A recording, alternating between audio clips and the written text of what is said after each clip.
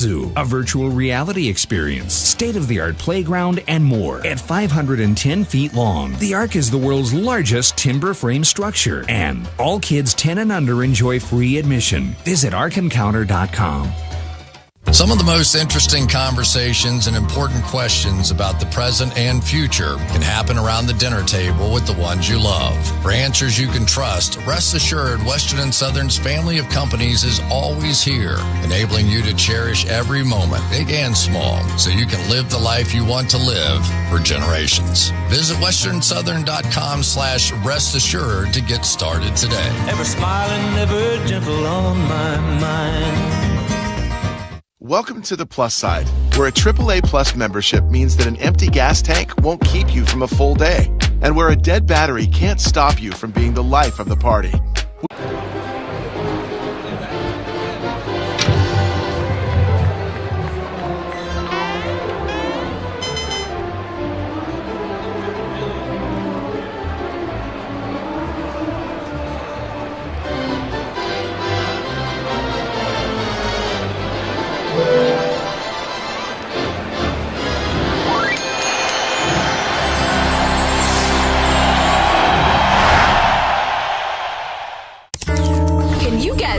In this iconic moment in Seattle Mariners history?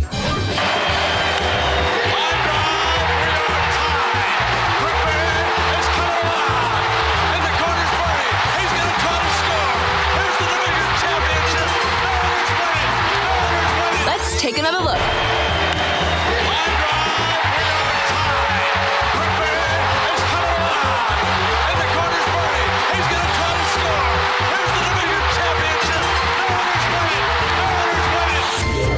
The answer is Edgar Martinez. No balls and a strike to Martinez. Line drive, we are tied. Griffin is coming alive. And the corner's burning. He's going to try to score. Here's the division championship. Mariners win it. Mariners win it.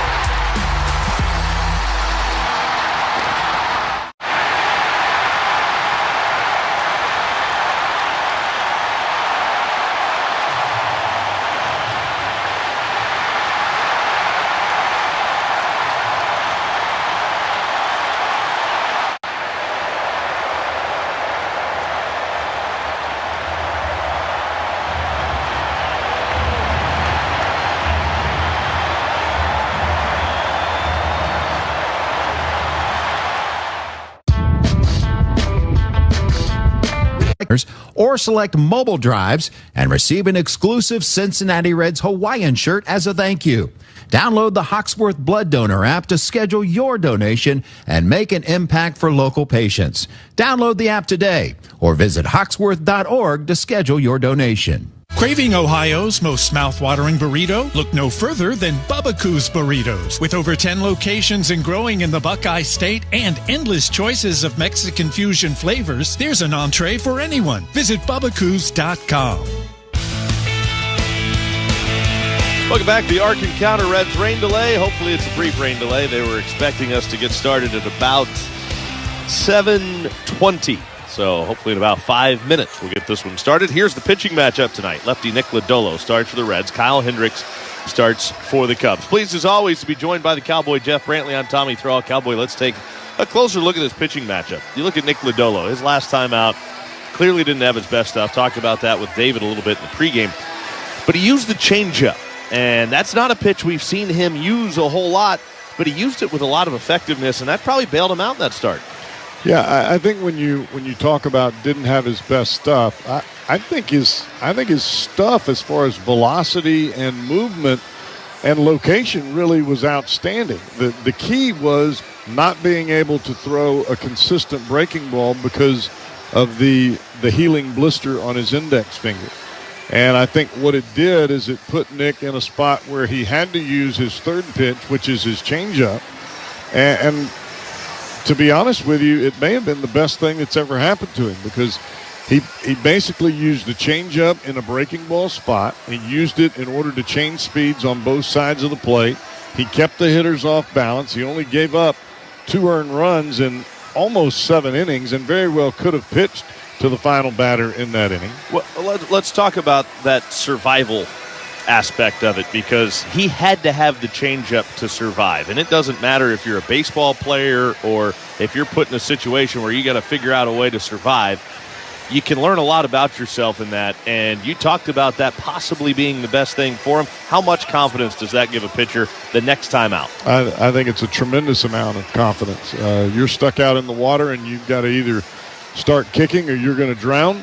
And, at that point in time, there was a whole lot of kicking going on for Nick Lodolo, and he figured out, you know what, I can swim pretty good, and he did. He was outstanding. He kept the hitters off balance. Now, he didn't have the big high strikeout numbers, but he also didn't walk a bunch of batters either. He walked one batter. He struck out 5 in the pitching into the 7th inning. And, to be honest with you, I thought it was outstanding. Now teams that are looking at Lodolo think, well, he's just fastball changeup guy, and then all of a sudden this slider it's going to come back.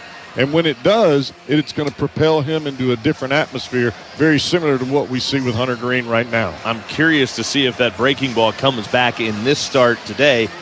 The farther he gets removed from the blister issues, the closer you feel like he's going to get to being able to use that breaking ball again, don't you? Right.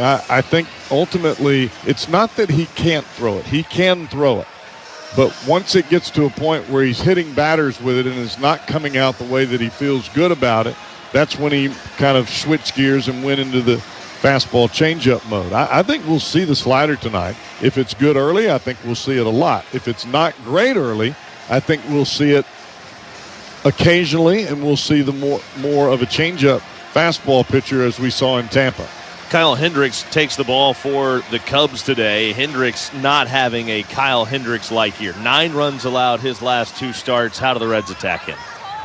I think the thing with Hendricks is you've got to make him get it over the plate. If you're chasing the ball that's 3 or 4 inches off the outside corner or off the inside corner, you're getting yourself out. And that's really what Kyle Hendricks is relying upon right now. He's not going to throw the ball over 88 miles an hour, and more times than not, he's going to be 85, 86. So you've got to kind of temper your aggressiveness. You've got to make sure that you stay on the ball. If you're pulling off the ball and hitting the ball weak ground balls on the ground or pop-ups into the air, you're playing right into his hands. The Reds have faced Kyle Hendricks twice this year, but when they faced him, he was pitching out of the bullpen. He spent some time at AAA this year, working his way back from some injuries. So we'll see how he fares tonight, but Kyle Hendricks has not been the Kyle Hendricks that we have been accustomed to seeing. Hendricks has had some bad starts against the Reds. His lifetime ERA against this Reds club over 5. So we'll see how he fares tonight. Nick Lodolo leads the Reds out onto the field. Again, the lineups today. For the Cubs, it'll be Happ, Paredes, Suzuki, Bellinger, Wisdom, Horner, Swanson, Bethancourt, and Crow Armstrong. For the Reds, India, De La Cruz, Steer, Friedel, Stevenson, Candelario, Fraley, Espinal, and Benson. Lodolo pitching. The rain that moved through earlier has moved out of the area. You were looking at the radar earlier. It seems to be clear from this point forward, so hopefully that will be the case. Taking a look at scores around the league, they're brought to you by FanDuel. Swing for the fences and join FanDuel today, official partner of the Cincinnati Reds. A lot of games have already gone final. An early slate of games around the big leagues today. The Diamondbacks bested the Nationals 5-4. Cardinals killed the Rangers today, 10-1 the final in that game. The Cardinals now 4 games over 500, 56-52. Brewers lost at home to the Braves, 6-2 the final in that one. The Royals crushed the White Sox 10-3. Twins over the Mets today, 8-3. Yankees beat the Phillies 6-5 in Philadelphia.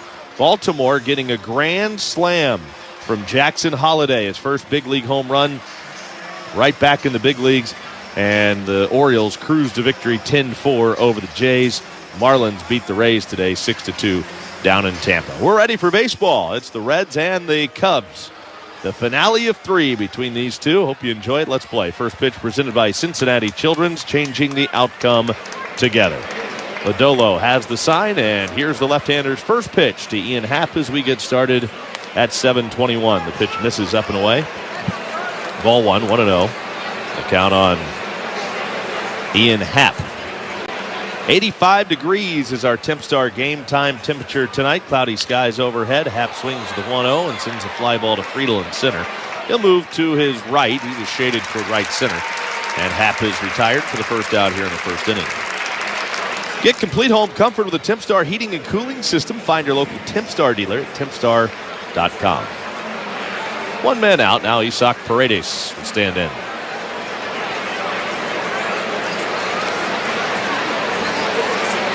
Paredes hitting .243, 16 home runs, 55 RBIs. Made his Cubs debut last night. Takes outside, a fastball away for ball one. Paredes was 0 for 4. Here's the 1-0 pitch to Paredes. And a breaking ball is in there for a called strike. I feel like that's a good sign, at least early on, for Lodolo. 1-1. Last 4 games against the Reds, Paredes is 0 for 11. 1-1 pitch. Paredes hits it sharply on the ground, but right at Jonathan India, who's shading up the middle. He'll field it near second and throw to first to get the out. 2 men are gone, and now Seiya Suzuki will stand in. If you're listening tonight on your car or truck radio, please remember to buckle your safety belt. This message brought to you by the Ohio Department of Public Safety. If you're not buckled up, what's holding you back?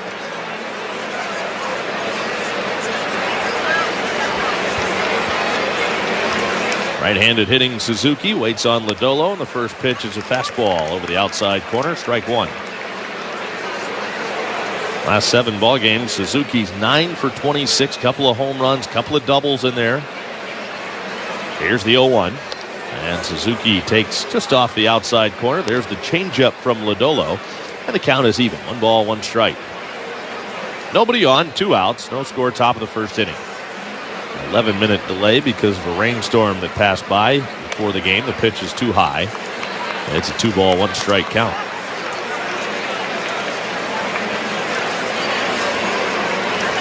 Hey, what, it seemed like it really cooled things off with that front that came through. Seems like a very pleasant night. The 2-1. This ball's ripped but foul down the left field line into the seats. I think when you look at this Cubs lineup, the guy that is hitting the best as of late is at the plate right now in Seiya Suzuki. Yeah, this is a Cubs team. Really, they're just not hitting much at all right now. 2-2 pitch is fouled off to the right side. They haven't in this series. They did have 7 hits last night, just 3 hits in the first game.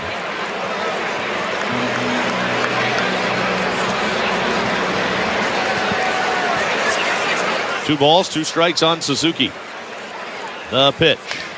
Strike 3 called, got him looking. Fastball right at the top of the zone. Suzuki caught watching. And Lodolo has his first strikeout of the evening. We go to the bottom of the first.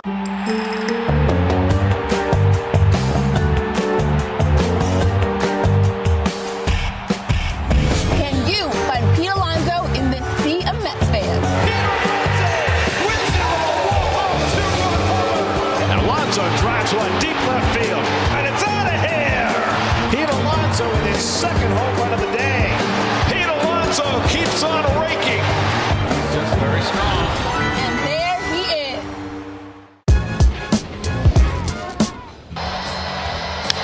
There it is.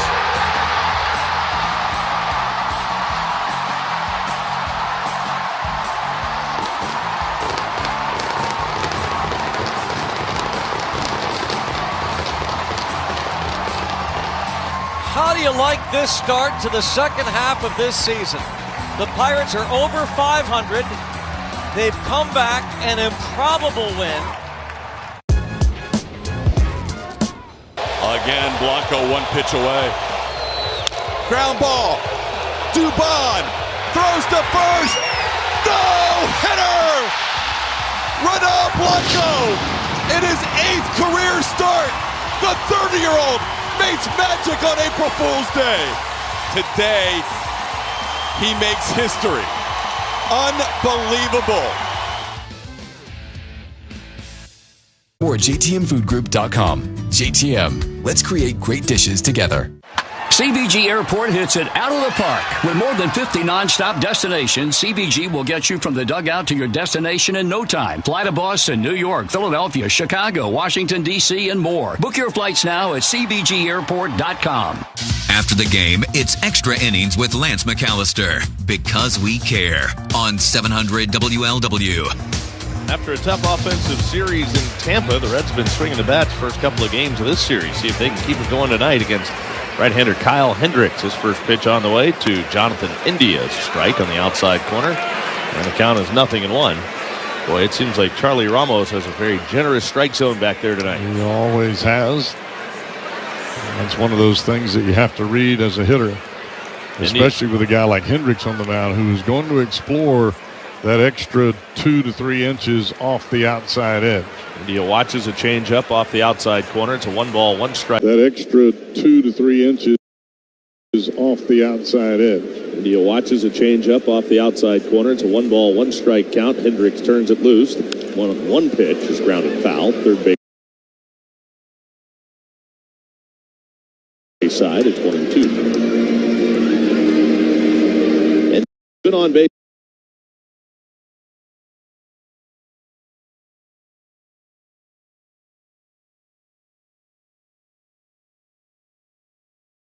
And leadoff hitter. A 1-2 pitch. India takes upstairs. There was some thought that when T.J. Friedl returned, that Friedl would be put right back in the leadoff spot, but he returned right in the heat of India's stretch where he was hitting everything. Ground ball pulled just foul down the third base line. And you don't want to mess with a good thing when you've got a hot hitter up there batting in the leadoff spot. That kind of sets the tone for everybody else. So David Bell has kind of moved Friedl a little bit further down in the order. He's hit second. He's hit cleanup. And he's back in the cleanup spot again tonight. The 2-2. Breaking ball again. Pounded in the ground. Chop foul. Third base side. Still 2 balls and 2 strikes on India. Get that great taste of the ballpark at home with JTM's Philly Kits and Fat Tire beer, cheese, and pretzels. Find these game day favorites in your grocer's freezer. Create great dishes together. JTM Food Group. 2-2. He takes outside a fastball from Hendricks. And you can see already with Hendricks, he is trying to stay on the margins of the inside or outside corner. And he's going to start the ball where it looks like it's on the plate, cut it off. He's going to start the ball well off the plate and bring it back where it looks like it's going to the plate and it doesn't quite get there. 3-2. This ball's hit in the air, loop short right field. Out goes the second baseman, and a nice running catch by Nico Horner. He's got a gold glove to his credit, which he won last year.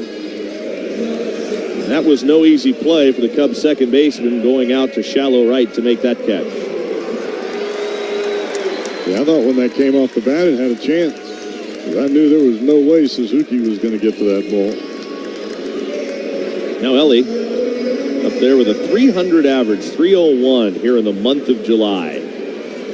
Hitting 262 on the year. Ellie's enjoyed himself a nice month to this point. Switch hitter up there left-handed against the right-handed throwing Hendricks. Hendricks out of the plate. First pitch on the way to De La Cruz, and he takes off the outside corner for ball 1. Ellie had a hit in the game last night. Finished 1 for 5, struck out a couple of times. Now the 1-0 pitch to De La Cruz. This ball's hit softly up the middle. It will skip its way to Dansby Swanson, who moves to his right to field it, and he throws out De La Cruz for the second out. Yeah, that's one of those swings. The ball starts in the middle of the plate. You feel like, all right, I am all over this. By the time your barrel gets to the contact point, that ball has moved away from you, and it's not quite there yet, and you hit it off the end of the bat. Spencer Steer's up there now. Spencer Steer's my pick to click tonight. All right, I like that. Here's the pitch. Steer takes strike 1 right on the outside corner. 0-1. He's got doubles each of the last 2 ball games. 15 home runs on the year to go with his .237 average. The 0-1 pitch. Swing and a miss. A slow changeup, and Spencer was too early. Down to the count, 0 balls and 2 strikes.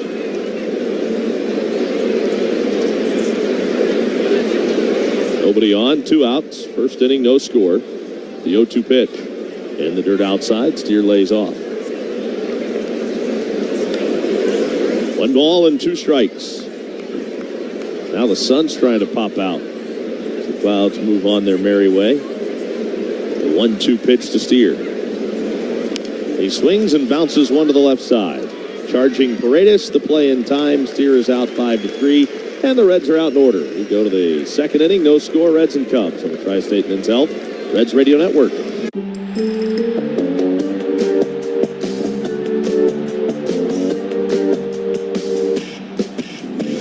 you find Pete Alonso in this sea of Mets fans? And Alonso drives one deep left field, and it's out of here. Pete Alonso with his second home run of the day. Pete Alonso keeps on raking. Just very strong. And there he is.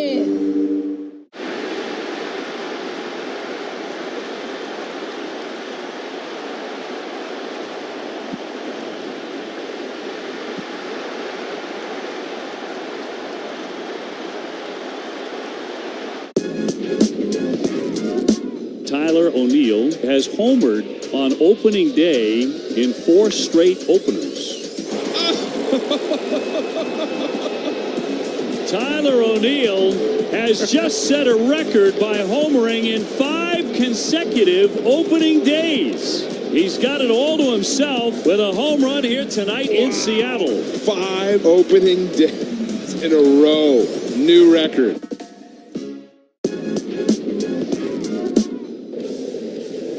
Oh my. This ball's crushed to deep left.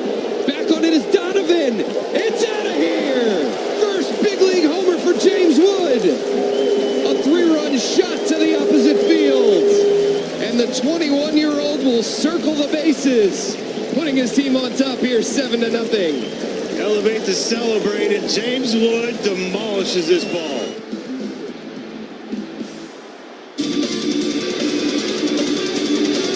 Cubs come to bat here in the second inning. No score. Reds and Cubs at Great American Ballpark. Cody Bellinger had a couple of hits in the ball game last night. He'll lead it off. Nick Lodolo right back to work after a 1-2-3 first inning, and his first pitch to Bellinger misses too tight. Breaking ball, and the count is 1-0. Western and Southern Financial Group wants to strike out cancer all season long every time a Reds pitcher strikes out a batter. Western and Southern will make a donation to the UC Barrett Cancer Center. When it comes to fighting cancer, we're all in this together. The pitch is a strike on the outside corner to Bellinger, and that'll even the count. 1 ball, 1 strike. The 1-1. And Bellinger watches a fastball zip over the outside corner about knee high. Hey, that crossfire delivery for a left-hander is tough to pick up from Lodolo. That pitch had to look like it was way off the plate, and it just catches that front edge on the outside corner. 1-2 pitch, just a little bit off the outside corner, this time at the top of the zone to Bellinger.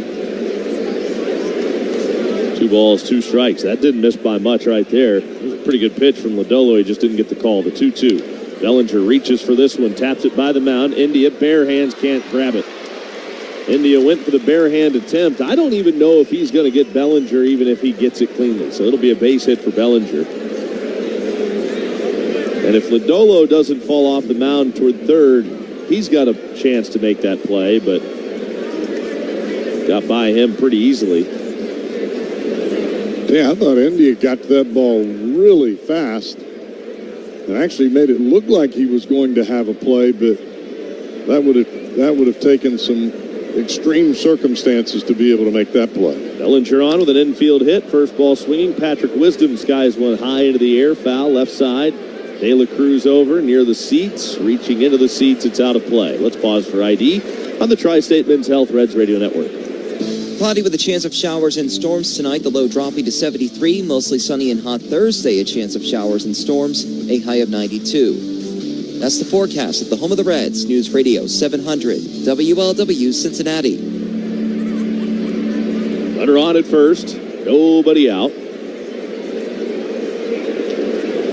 0-1 on Patrick Wisdom. The 0-1 pitch. And Wisdom hits a little soft tapper right out in front of the plate. Stevenson will pick it up on the hop on the bare hand and throw in plenty of time to get Patrick Wisdom. You know your changeup is working when you have a guy swing a full swing and he either misses it or he hits it right off the cup of the bat, the very end of the bat. I don't think that ball ever got out of the dirt in front of home plate. But it does advance the runner to second.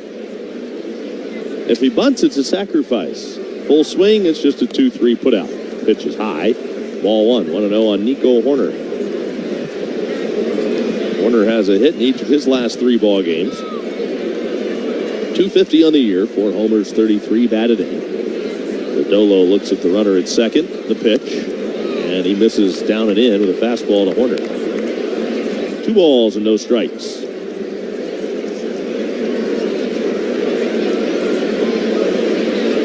Lodolo has the sign, readies. The 2-0 pitch. And Horner blasts this one high and deep to left field. Vincent is back at the track, at the wall. He leaps, he can't get it. It's off the top of the wall. Bellinger will score easily. Vincent gathers it, fires it back in, but into second base is Nico Horner with an RBI double. Well, I thought when Horner hit that ball, it was out of the ballpark. I'm right there with you. Didn't miss a home run by much. Caught it towards the end of the bat instead of right on the barrel, but he still hit it just at the base of that yellow line that covers the padding around the outfield wall. Now Dansby Swanson with the Cubs out to an early 1-run lead here in the second.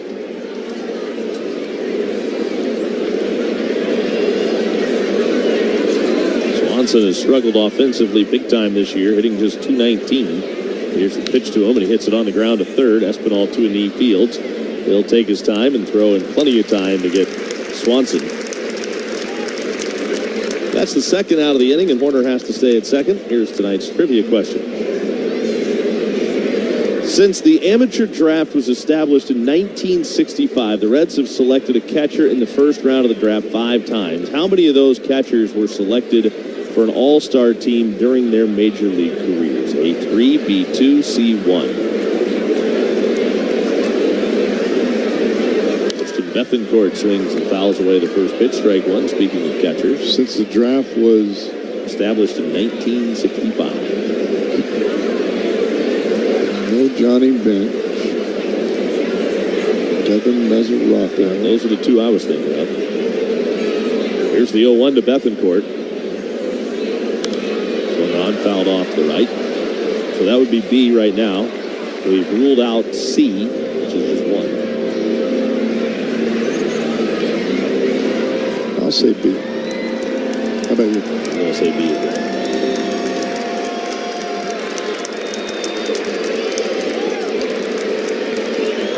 Lodolo readies the pitch. Just a little bit off the outside corner and high.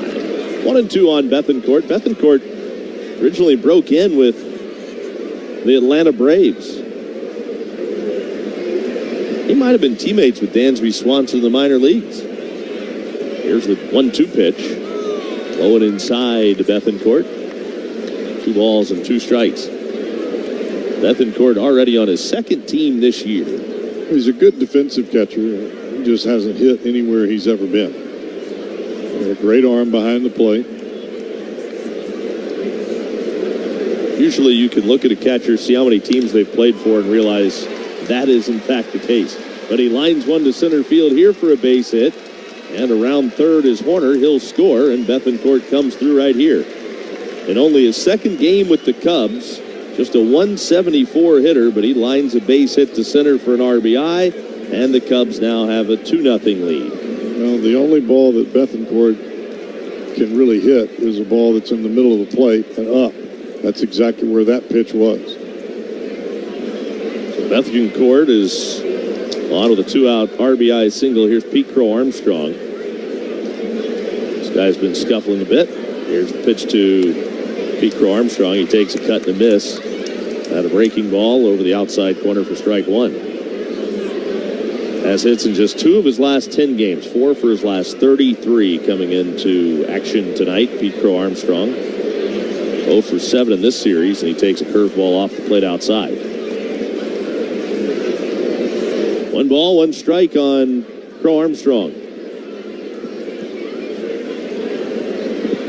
Dolo has the sign, sets ready, and the 1-1 pitch.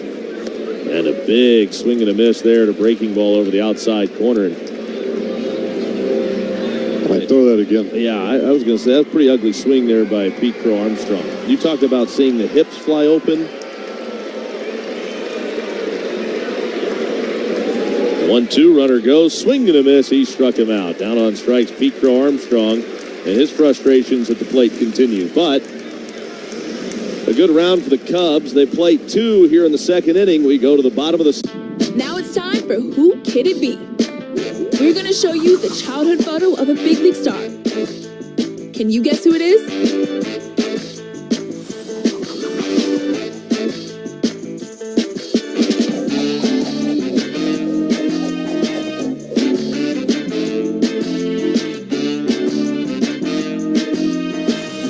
The answer is Adley Rutschman.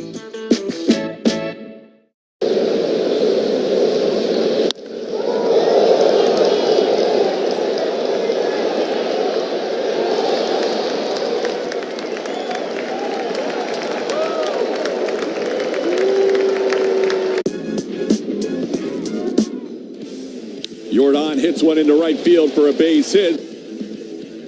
Yordan Alvarez, who crunches one deep to right. Forget about it.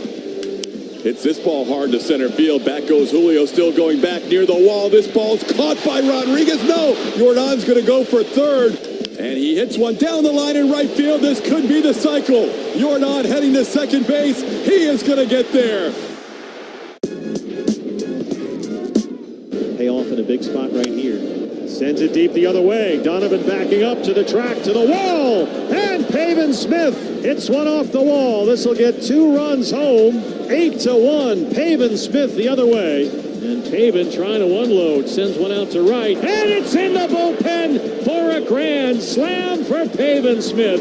And it's 14-1. He's having quite a night. 6 RBIs.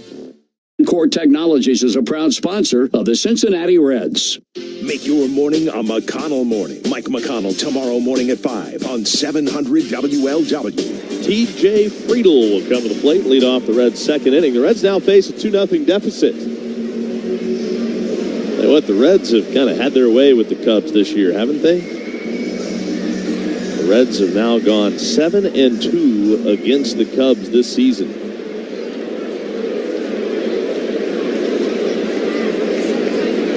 First pitch on the way to T.J. Friedel. Had a couple of nice games last 2 days. The pitch in there for a called strike. The count is 0-1. Friedel with a big 2-run hit in the first inning of last night's game. Ended up getting on base 3 times last night. Then had a huge home run, a 3-run shot in the 5th inning of game 1.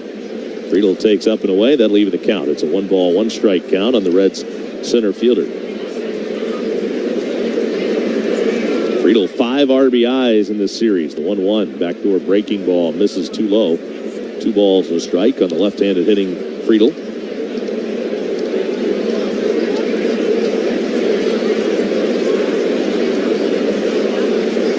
Hendricks into his windup and the 2-1 pitch. Friedel pounces into the ground sharply on a backhand pick. Wisdom has it at first. He'll take it himself to the bag, 3 unassisted. There's 1 down in the second inning. Did you know you can get free delivery and double the fuel points on game day favorites with a boost by Kroger Plus membership? Start your 30-day free trial now. Sign up at Kroger.com/boost.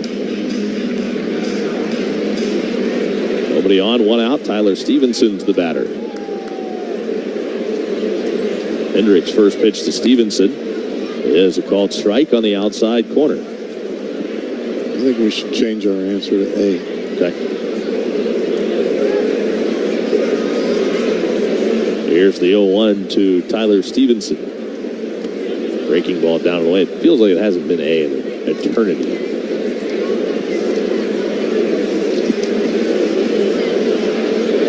It was A on the last game against Tampa Bay. Oh, okay. That's not that long. Here's the 1-1.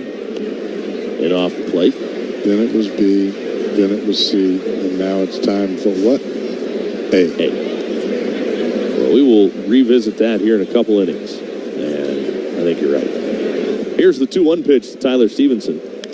On the ground, foul, third base side.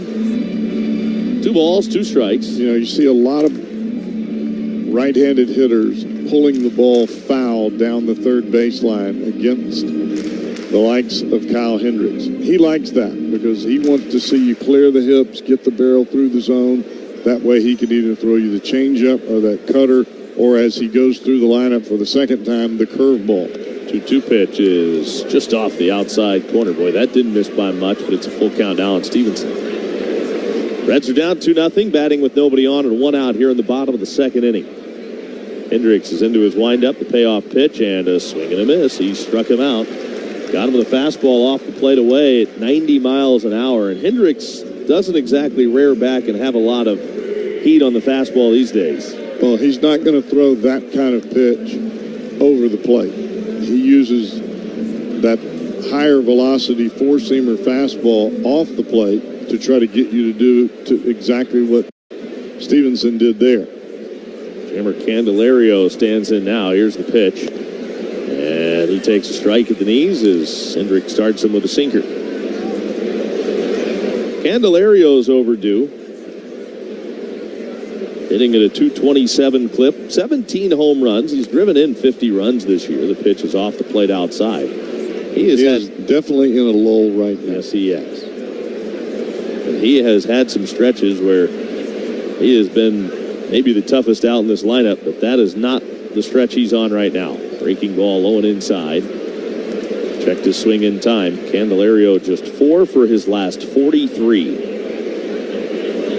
It's over an 11-game span. Now the 2-1 pitch to Candelario. He swings and fouls this off the catcher. 2 balls and 2 strikes.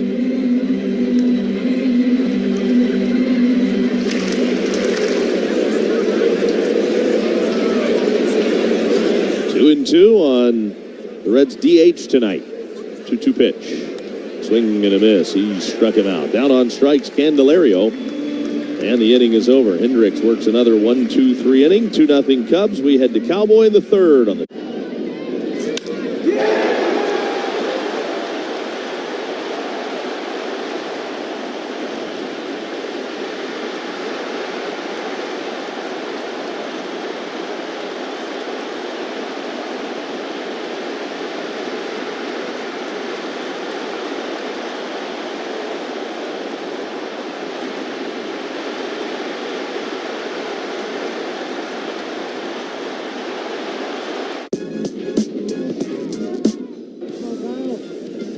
Hey, Jordan hits one high, hits one deep.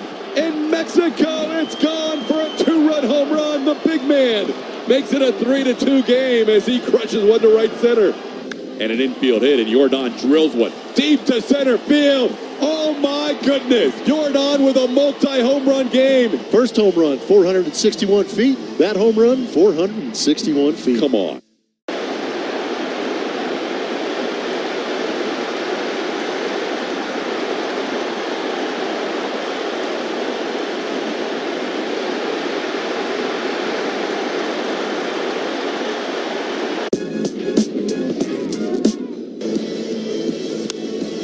Another hit.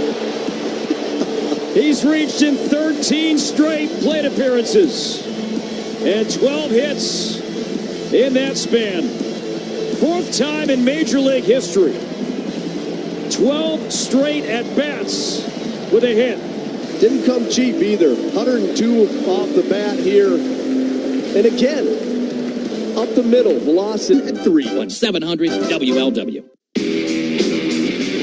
Top of the third, Reds and Cubs here at Great American Ballpark. The final game of this 3-game series. The Reds are trailing early. 2-0. Cubs leading the Reds as Nick Lodolo goes back to work against the top of the Cubs order. A backdoor breaking ball here to Ian Happ, and that is strike 1. Happ flied to center field in his first at-bat. Lodolo turns it loose, swing and a miss. Good hard breaking ball down and in after nailing it over the outside corner. There's back-to-back sliders, no balls and 2 strikes here to Ian Happ. Lodolo turns it loose. Slider down and in just underneath the strike zone. This time Ian Happ holds up a 1-ball, 2-strike count.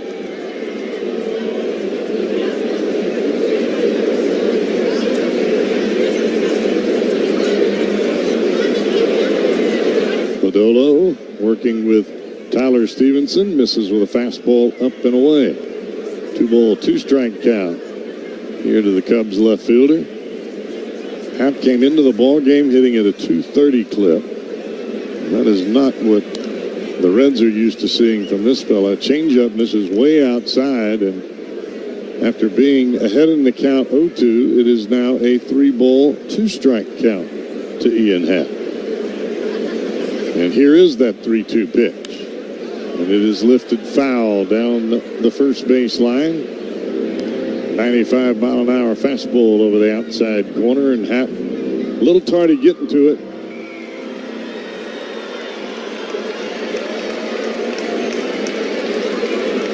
Lodolo calls again, and it's a line drive off the body of Lodolo. India gets to it. He will have no play at first base.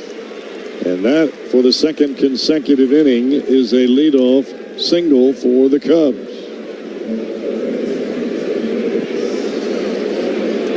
Looked like that hit Lodolo right on the backside and carry him back towards the second base position. India had made a break up the middle, so getting back to the ball where it made the carom, really no chance there. And that'll bring Isaac Paredes to the plate. And a high heater right at the top of the zone, strike one.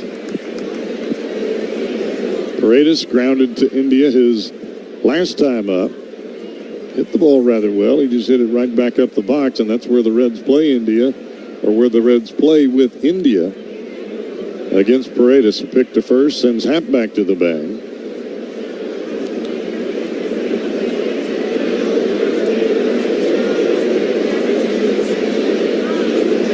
Lodolo sets at the belt and to the plate, and that is a bullseye strike. Fastball right over the inside corner.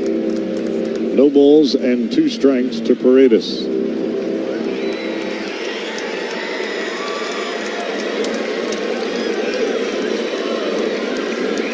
I'm sure Lodolo is in the back of his mind is thinking, I don't want to let this guy back into the count.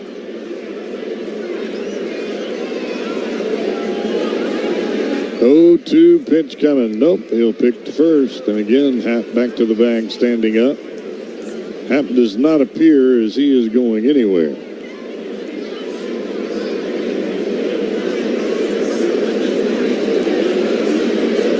Lodolo will turn it loose, and he hits Paredes with an 0-2 pitch. And this inning is starting to unfold a little bit, and pitching coach Derek Johnson senses the same thing I sense, and the Reds have got to figure out how to right the ship and right now. 0-2. Went to 3-2 on Happ, and it was a bullet back up the middle off the backside of Lodolo for a leadoff single. He now stands at second base after Isaac Paredes was down in the count 0-2. Hit on the front foot with a breaking ball, and he's standing now at first base, and there's nobody out.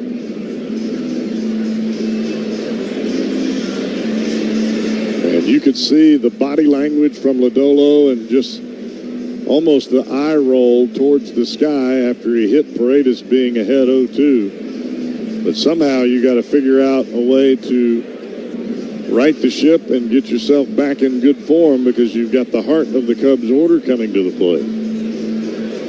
And Suzuki and Bellinger, whether you want to talk about the Cubs hitting good, bad, or ugly, they're pretty good big league hitters. Pitch. And a fastball strike right at the bottom of the plate. Center cut here to Suzuki. Appeared he was taking all the way. No ball, 1 strike count. Reds need a double play ball. Suzuki readies, and he'll take another fastball right over the outside corner this time. And it's a no ball, 2 strike count. Suzuki struck out looking on a fastball at the top of the strike zone in his last at bat. And oh, would Lodolo like to have that here. Here's the 0-2. Lifted foul down the first base line. That'll be in the seats and out of play. And that was a changeup that time from Lodolo. Still kind of an awkward swing from Suzuki, more of an emergency swing, if you will. Lodolo back with the 0-2, up and away with a fastball.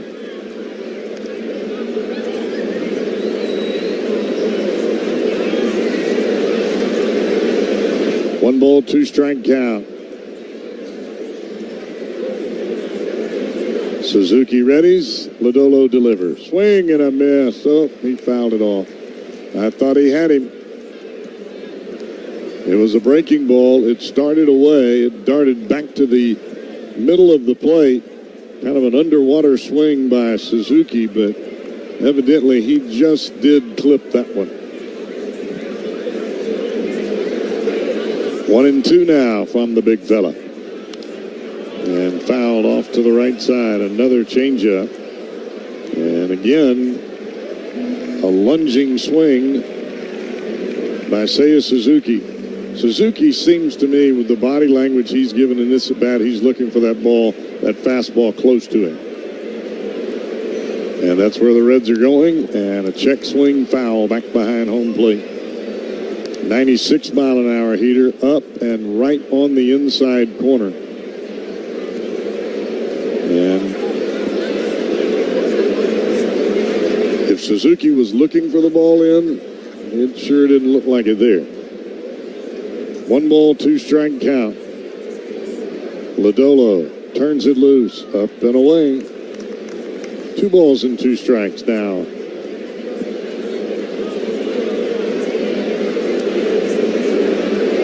Suzuki 8 for his last 22.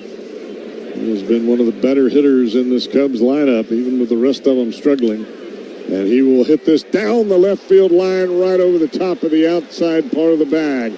That will score half. They're waving Paredes onto the house, and it is 4-0 Cubs with nobody out here in the third. Oh, boy. A double by Seiya Suzuki, his 17th of the year.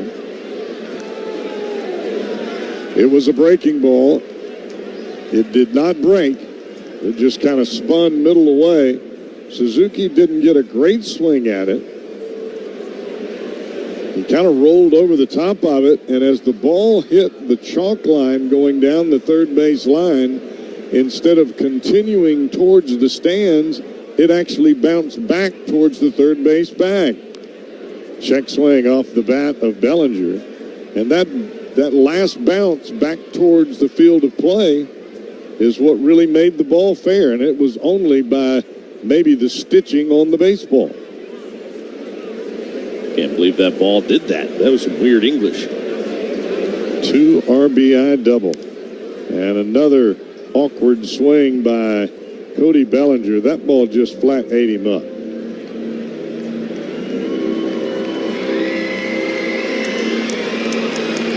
That ball barely made it to the third base coach's box. That's when you know the ball is in on your hands a bit.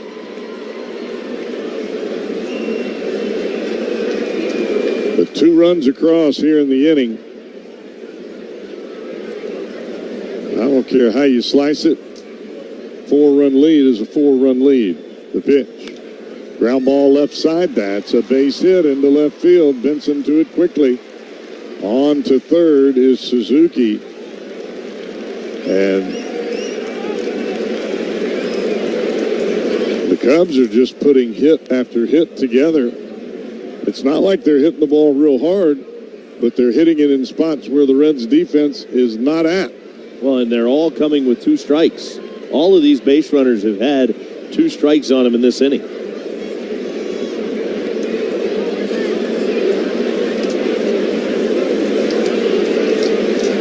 So first and third, here's Patrick Wisdom. And goodness knows you don't want to make a mistake to this guy. Fastball off the outside corner, 1-0. Wisdom, only a 204 batter. But he has got power for the ages. Hitting in that number 5 spot. The pitch. Hit high and deep to left center field. That's going to one-hop the wall. It will score Suzuki easily. Bellinger coming on to the plate. The throw to the plate, not in time. Cut by Stevenson. The throw to third. They will cut down Wisdom at third for the first out of the inning. 2 more runs score, and it's now a 6-0 Cubs lead. Benson with a great throw to the plate, and Stevenson with the presence of mind to realize I'm not going to get the guy at the plate, but I am going to cut down the runner advancing from second to third. And he put the throw right on the money. Espinal puts the tag on the runner trying to advance Wisdom. And here's Nico Horner, who promptly pops the first pitch up right on top of Spencer Steer, 2 down. So give Wisdom a double and 2 RBIs.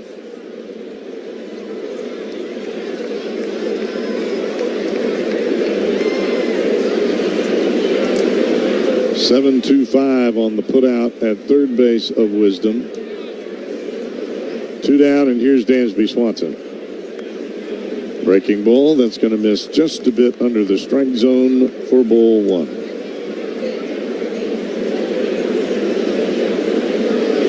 Well, this will test the moxie of this Reds offense here tonight. They are going, if they are to win this game, they will have to come back in big fashion. Now, you are facing a pitcher with basically a 7 ERA in Kyle Hendricks. So there is definitely that possibility. I feel like the temptation when you get down big is to try to hit a bunch of home runs and homer your way back, but that's not going to do it.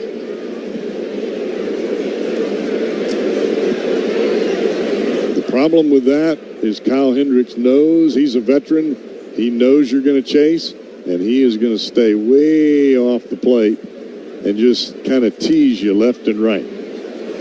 Fastball misses upstairs. 2 balls and a strike here to Swanson, who grounded to third his first time out.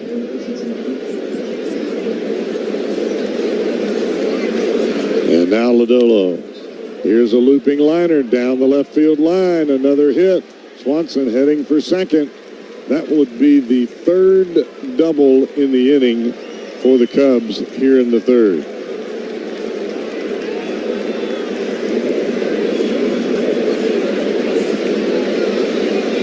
Looked like another breaking ball. That one just stayed flat. Swanson hit it almost on the label or maybe a little bit below, but still just carries it down the left field line. Nobody plays right on the line. Here's Bethancourt, and he will take a fastball right at the bottom of the zone for strike 1.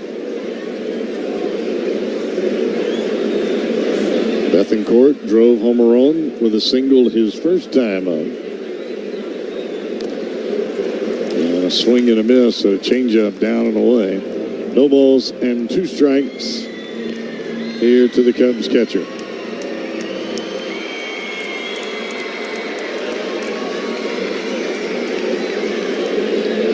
Lodolo sets at the belt. He'll turn it loose. Swing and a miss. Got him on the slider down and in. But the damage is done. A 4-run 3rd inning has made it a 6-0 Cubs lead over the Reds as we head to the bottom. We do not mess up your name. We pride ourselves here on MLB Central. That's right. Right? That's right. On getting them right. We have a little game for you. Are you ready? Blower Lau had his first big league hit against Nathan Eovaldi. Wow. No. Oh. Your first knock's Eovaldi? Off the end of the bats. That's a nice one, though. Yeah. What were you thinking right there? Oh, this is your first knock? That doesn't count. Have you ever hit 1,000 for a year? There you go.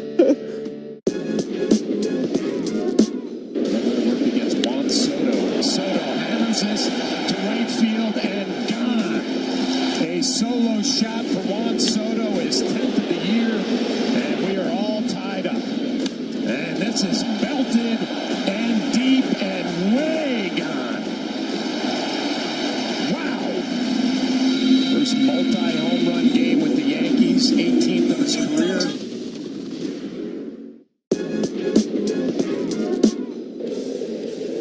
Oh my. His ball's crushed to deep left. Back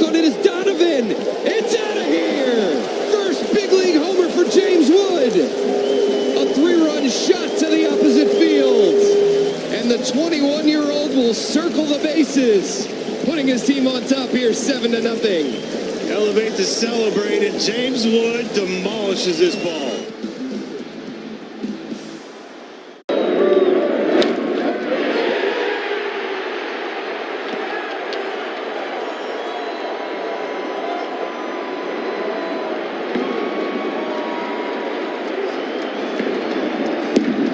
Visit CincyAsphalt.com. Cincinnati Asphalt, where precision paves the way. 700 WLW.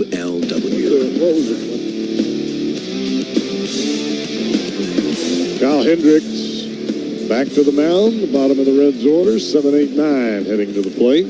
Jake Fraley, first pitch swinging ground ball. Swanson, the throw is high but on.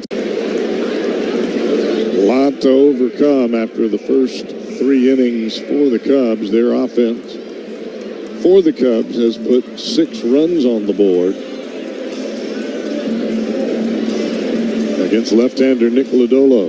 And on the heels of a bullpen day yesterday, I'm sure that David Bell was hoping to get a little more length. We are not accustomed to seeing Lodolo being hit like that. First pitch fastball at 87 over the outside corner. Strike 1 to Espinal.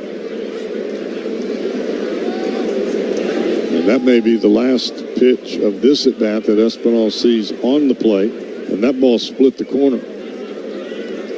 No ball, 1 strike count. Espinal readies. Hendricks delivers.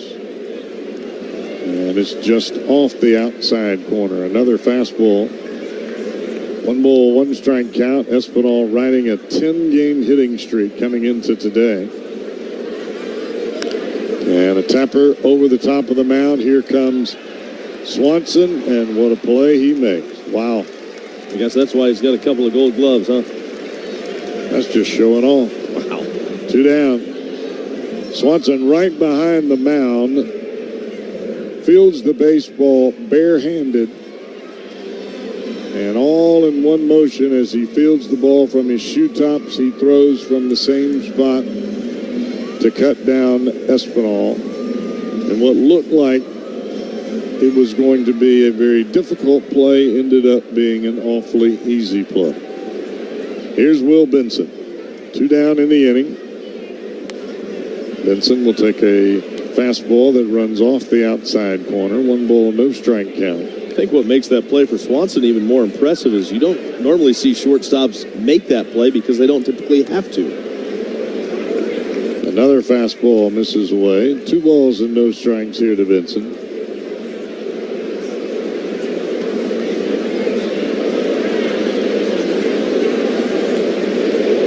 Hendricks back to the dish. It is popped up. Third base side. It'll land behind the Cubs dugout on the third base side. Out of play. 2 ball, 1 strike count. The Reds are trying to slow down, and you almost have to do that against a pitcher like Hendricks. Most guys you're trying to speed up and catch that fastball at the top of the zone. Hendricks, you're trying to slow down and see it. Strike over the inside corner. Fastball down and in to Benson. And it's a 2 ball, 2 strike count. I maintain, and I've said this for years, toughest thing for a hitter to do is wait. Pitch. Check swing, foul. Fastball, top of the zone. That was over the plate, but it was awfully high. Benson started, and it looked like it tipped right off the end of his bat as it carried him back behind home plate. And Hendricks back with a 2-2. Fastball away. It is a 3 ball, 2 strike count. Benson trying to become the first Reds base runner of the night. Hendricks trying to retire 9 consecutive to open the game, and he does. Change up, down and in, swing and a miss, strike 3. Well, it has been all Cubs here early.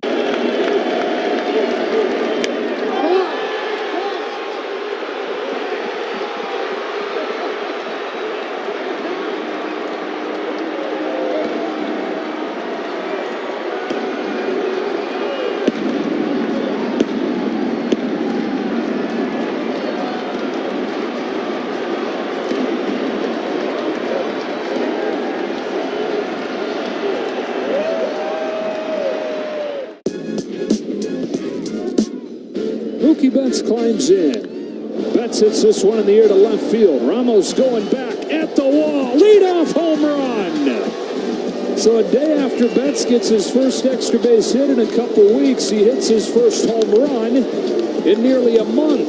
Wind or no wind, Mookie feels good about that swing. And that is the 50th big league game. Mookie Betts has set a tone with a home run.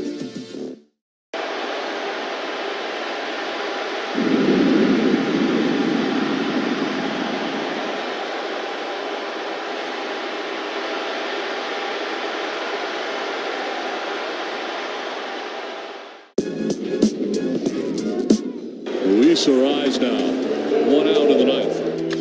Line to center field, a base hit. Wade's coming around from second. Here comes the throw. He will be safe. Welcome to San Diego. Luis arrives. Walk-off base hit. Padres win it. And it should be no surprise that Arise comes through with the big hit. Time to celebrate. Good for one full year. Visit Cincinnati Zoo, Cincinnati Museum Center, a Reds game, and much more. Save 50% on each pass using code REDS24. Cubs come to bat here in the fourth inning. It's 6-0 Chicago. Nick Lodolo is still out there. Jacob Junis has been getting hot behind him in the bullpen. First pitch fastball misses up and away for ball one, and the count is 1-0. Although you'd love to see Nick Lodolo find a way to right the ship and at least figure out a way to give the Reds maybe 5 innings in this one. Swinging a tap foul first base side. It's a 1-ball, 1-strike count on the number 9 hitter, Pete Crow Armstrong. Back to the top of the order after this. Cubs scored 4 times in the third and lead at 6-0.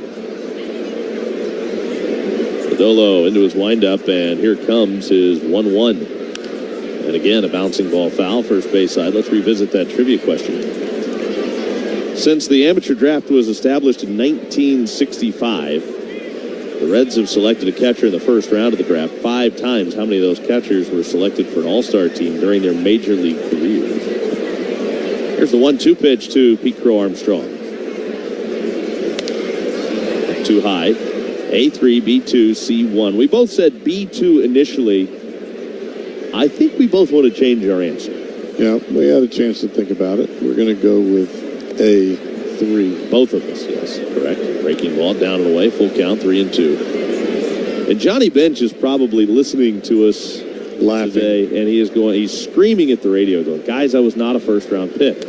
He was a second-round selection." Strike called on the outside corner, and down on strikes Pete Crow Armstrong. They want you to think Johnny Bench was. He was not. Second-round pick. 4th strikeout of the game for Lodolo, 1 out in the 4th inning. So let's see if we're right. And if we're wrong, we're protesting. Well, let's list these guys. Yasmani Grandal. Right. Dan Wilson. Devin Mesoraco. Bingo. Those are the 3. That's who we're hoping. Yes. Off the inside corner, a fastball called a ball on Ian Happ, 1-0. Correct answer is, in fact, A3. We nailed it. And by the way, you got to give credit where credit is due. And there's a strike. Yid was the one that pointed out. He goes, "Hey, guys, it wasn't an all-star as a Red. It was just an all-star period." Right. And that's what got us thinking. There's a bullet on one hop by the third baseman, Espinal. That's down the line, headed to the corner, and into second base, not Dan Wilson, Ian Happ, into second base with a 1-out double. And where Lodolo has gotten in trouble here tonight, it's just because the breaking ball is not coming out right. And that has been a difficult pitch for him ever since the blister came up on the index finger. By the way, we were right on the 3 catchers. Of the 5 catchers the Reds have selected in the first round of the draft, the 3 that have gone to the All-Star game, 1990, first-round selection, Dan Wilson, an All-Star with the Mariners in 90. Here's the pitch. Up and in. There's a strike.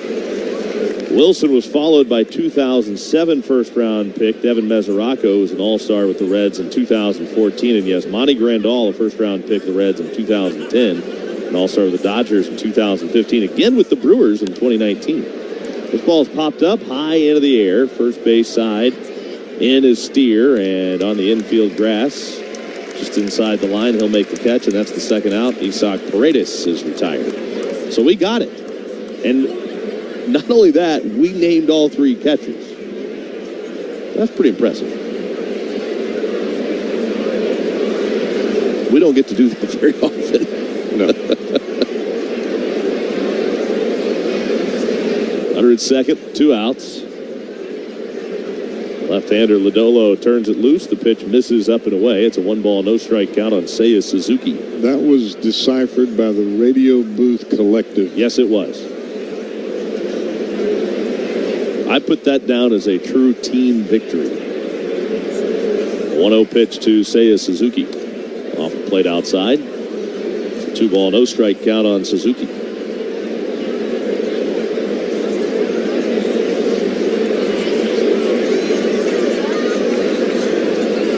Second, 2 outs, 6-0 Cubs, 4th inning. Lodolo sets ready. He throws. 2-0 pitch is way off the plate inside. Fastball spins Suzuki out of the way. And it's a 3-ball, no-strike count. You know, and the Radio Collective also will give you advice on manicuring your grass, what kind of fertilizer you should have out, and also what kind of grill and how your barbecue skills should be evaluated. Speaking of the high pop foul, right side, you better have a tight smoke ring. Fouled well back into the seats. 3-1 on Seiya Suzuki. Lodolo has the sign. He's ready. He takes a peek back to second base, and a 3-1 pitch. Fouled back again. You know, if this game continues in this manner, I'm going to have to go back there and get that Grater's ice cream back out again. You're going to have more? I saw the first bowl you had. It was large. It was good. I really appreciate Grater's bringing that up here. Appreciate the gift of the bowl that the Reds Community Fund is selling for charity. Suzuki sends a high fly ball deep right center field. On the run, Friedel. He'll run it down and make the catch just shy of the track in deep right center. And the side is retired. But the Cubs.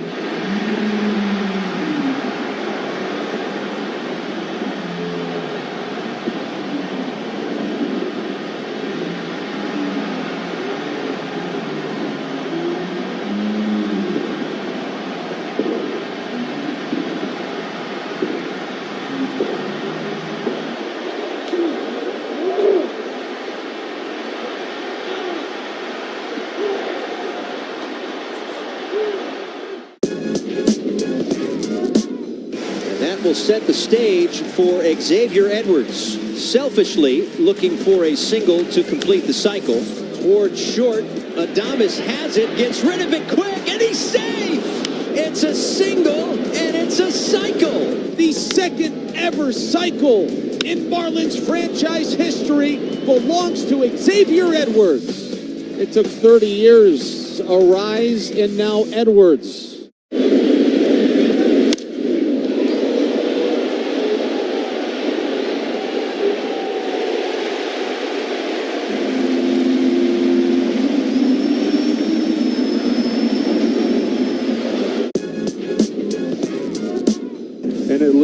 Just a century of working on the field that led to the crowd. Here's a high drive to deep right field, and Brendan Donovan, an Alabama native, crushes a home run. He is the first Alabama player to play in an American League, National League, Major League game here at Rickwood Field. And how about him going deep? There will be moments in this game that are moments in regular season games that won't have as big a meaning. I guarantee you won't forget that home run here at this field.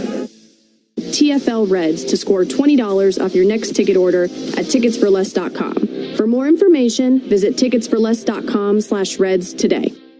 He's funny, factual, and a lot of other stuff like that. Scott Slow, tomorrow morning at 9 on 700 WLW. Jonathan India leads off the Reds' 4th inning. It is 6-0 in favor of the Cubs. First pitch is strike. First pitch changeup from Kyle Hendricks. Catches the outside corner. It's 0-1. Hendricks brings home the 0-1 pitch, and it's low and outside. Reds trying to climb out of an early deficit. They need some base runners, and they haven't had one of them yet. The 1-1. Hendricks finds the outside corner as he sinks a fastball to the edge. The right-handed hitting India. It's 1-2. India out on a pop-up to the second baseman his first time up. This begins the second time through the order now for Hendricks. See if the Reds can have more luck this time around. Here's his 1-2 pitch. In too tight, almost hit him. And they're going to say India went around. He checked his swing, and India can't believe it. But they appeal to first, and John Lipka says, yep. And the Reds dugout letting Lipka know about it. Well, I know that it's tough to get it in your mind, but if you're a right-handed hitter, Hendricks is not going to throw you a fastball inside that's a strike. Not somewhere where you can hurt him. Ellie De La Cruz bats the pitch, and it's down too low. So in that situation as a hitter, do you basically just have to look away, and if it's anything in, you just don't have swing? to take it. That's easier said than done, obviously. No question. This ball's crushed toward the left center field gap. On the run, the left fielder Happ dives, and he can't get it. That's down to the wall. De La Cruz racing into second base, and he's in standing with a one-out double. He's the Reds' first base runner tonight. And that's really how you have to hit Kyle Hendricks. That ball is probably 2 inches off the outside corner and moving away. You have to look out there, you dive out there, and you try to cover that extra inch or two off the outside edge. Is that easy to do? No, because that's not what you're used to doing. But with Hendricks, especially in a 6-0 ball game, if you hope to come back, that's what you have to do.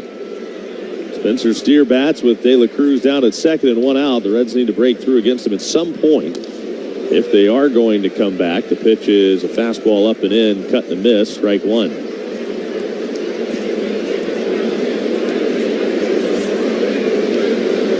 That was a textbook swing right there from De La Cruz, too. Stayed on it the whole time.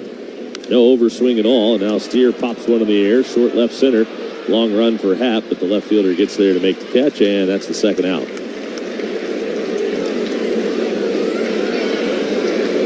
Two away in the fourth inning. Brings up T.J. Friedel. He grounded to first his first time up.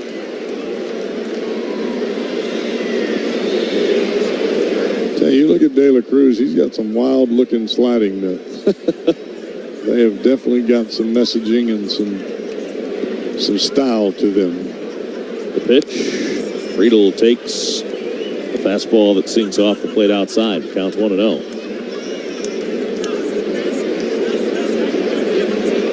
Friedel has a way of rising to the occasion. Hitting .417 this year with runners in scoring position, 10 for 24. The pitch, and Friedel takes a look at a strike, a changeup on the outside corner. I think that's part of the reason why the Reds have him hitting cleanup. Want to get him up there with men on base, period. So he's got a chance to drive him home. Here's the 1-1. Breaking ball pulled foul, first base side, and it's a 1-ball, 2-strike count on Friedel.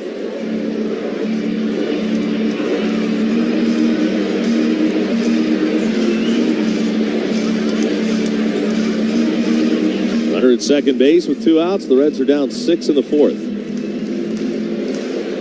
De La Cruz doubled with 1 out here in the fourth inning, and he's still there with 2 outs. The 1-2 pitch. Friedel takes a changeup in the dirt, not leaving the count. 2 balls and 2 strikes on the Red center fielder.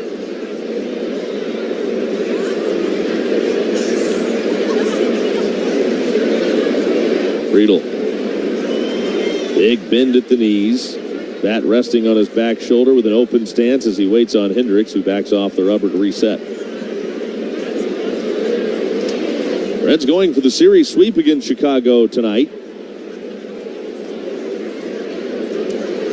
Reds are trying to get back to 500. 3 games under coming into tonight's action. The pitch is down too low. And it seems to be that 3-game mark that is the hurdle that the Reds are having trouble clearing.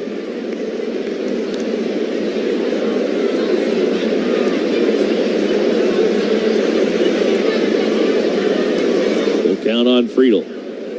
Hendricks comes set, and there goes De La Cruz. The pitch is up and away. Throw to third, close, safe. And Christian Bethencourt from behind home plate says, no, you got to take a look at that. It looked like a great throw, and Craig Counsell says, yeah, please review that.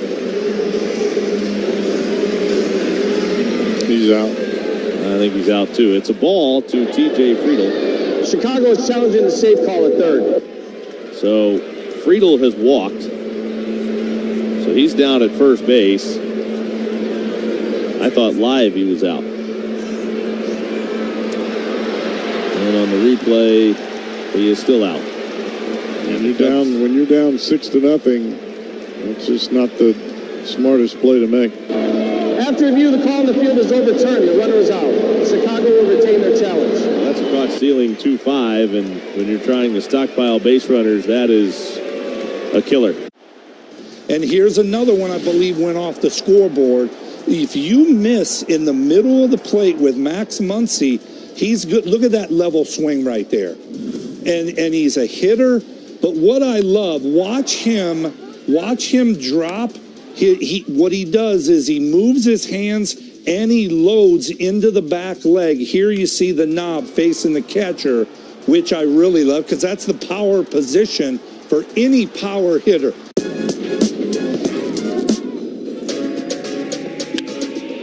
Salvi got tied up some, but he hits it deep to left field. McNeil at the wall with Nimmo, and Nimmo almost put it over the wall. I think it got the railing behind the wall. Yeah, I think it's a home. No doubt. Yeah. That's easy. It is a home run.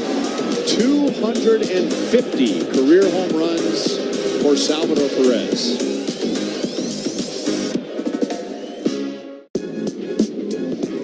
Harper looking for his first hit. Fly ball left center field. Pretty well hit. Benson's going back. It's gone! First home run of the year. And Bryce Harper hooks one out toward right. Pretty deep. It is gone! It's his second home run of the night. Yeah, it's hooked deep to right center field. No doubt about it. A 3-homer game. He caps it off with a grand slam.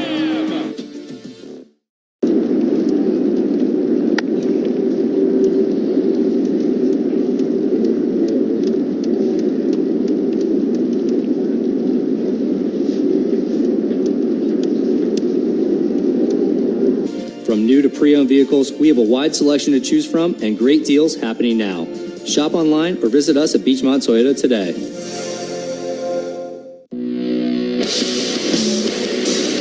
6-0 in favor of the Cubs. They come to bat here in the 5th inning. Nick Lodolo still out there. First pitch on the way to Cody Bellinger, and he swings at it. Skies one into short right field. Out goes India. Fraley's in. It'll be Fraley calling off the Red second baseman to make the catch, and that's the first out of the 5th. One down.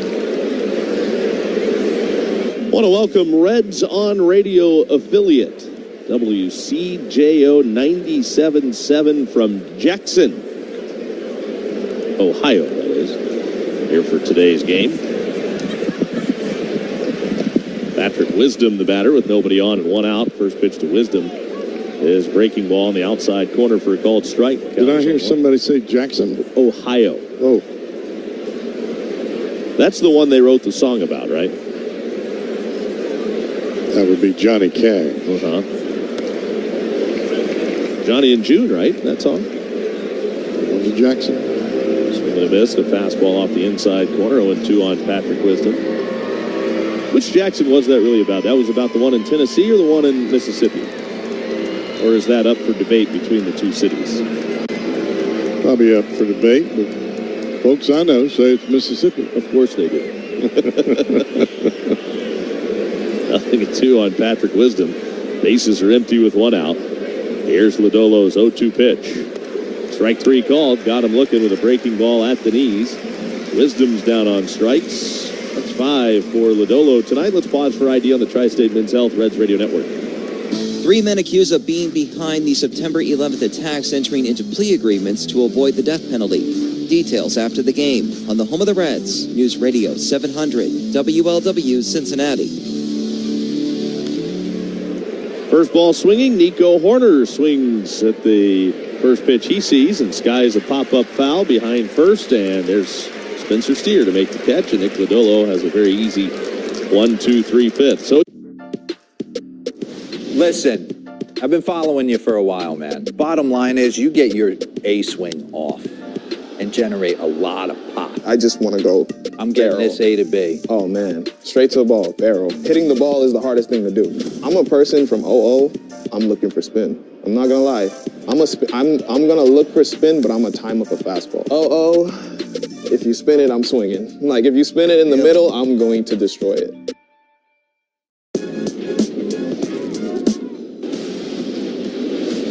Yaz to right center field and deep. On its way, and it is gone at Fenway Park. Mike Yastrzemski. And how about your son hitting a homer? Yastrzemski at Fenway. That just feels right. Pretty cool. Let's go. And even Red Sox fans, not all of them, but even Red Sox fans are giving him a cheer.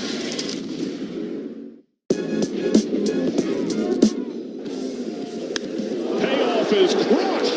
Deep center. First pitch, center field. Frelick was deep coming on. He slides, he gets by. De La Cruz can fly. He storms to second. Churriel gathers edge of the track. Windmill is on. Relay to the plate. De La Cruz. Save! I don't know if it gets any more exciting.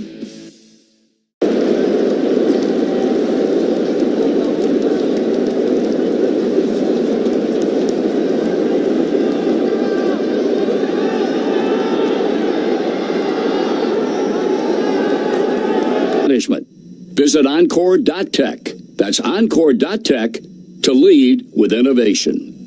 News Radio 700 WLW. Bottom of the fifth inning is brought to you by Boone County Distilling Company. Schedule a tour and a tasting to see their grain-to-glass operation and experience why Boone County bourbon is made by Ghost at madebyghost.com. Reds come to bat in the bottom of the fifth, trailing at 6-0. Turned out to be a pretty nice night here for baseball after the downpour we had. About 45 minutes before first pitch, Tyler Stevenson swings and fouls away the first pitch. And it was a downpour. It was pouring. Had a couple of blasts of heavy rains today. Woke up to heavy rain this morning. The 0-1 off the plate outside. I don't know if it rained where you're at, but you probably wouldn't have known anyway. It was too early in the morning if you would. It did. Highway was wet. Here's the 1-1. Stevenson takes off the inside corner.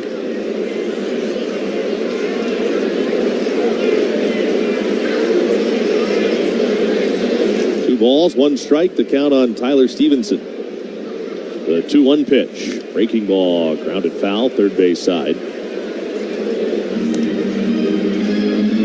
The roof of my house is flat, so when it rains really hard, it sounds like I'm in the middle of a jet engine. Very loud. Is it a tin roof? No. No, it's not a real high-pitched sound up and in. It's like a roar. 3-2 on Stevenson.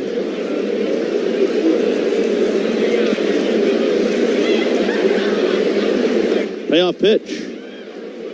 Low and outside, the Reds have their leadoff man on. First time that's happened tonight. That's now back-to-back walks for Kyle Hendricks because he walked T.J. Friedel to end the fourth inning when Ellie De La Cruz was caught stealing third.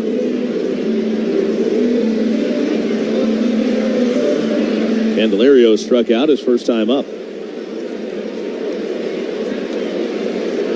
Hendricks gets to sign and comes set. He throws. Strike one on the inside corner. 0-1 on Candelario. Tonight's scoreboard stumper is presented by Tito's Handmade Vodka.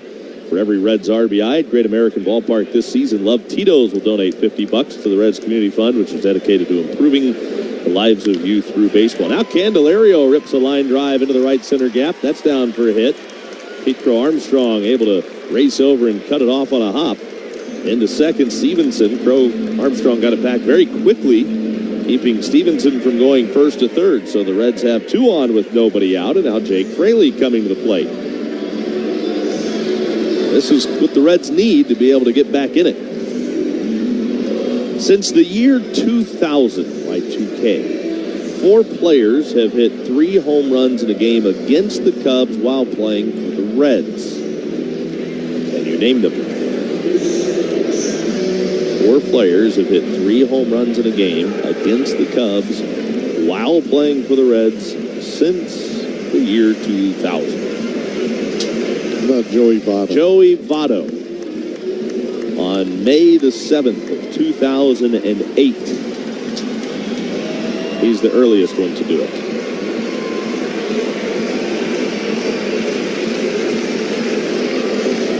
Runners at first and second, nobody out. Jake Fraley's at the plate.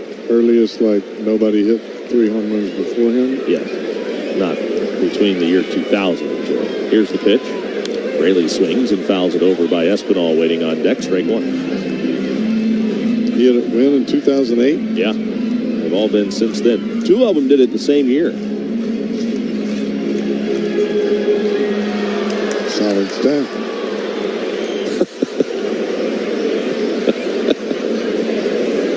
Here's the 1. Off the plate outside. It'd tell me something if they told me who the pitchers were. That'd be big, wouldn't it? As one of these guys a little obscure? Yeah, I would say that. Swing and a miss. Breaking ball down. Change up. 1 and 2 on Fraley.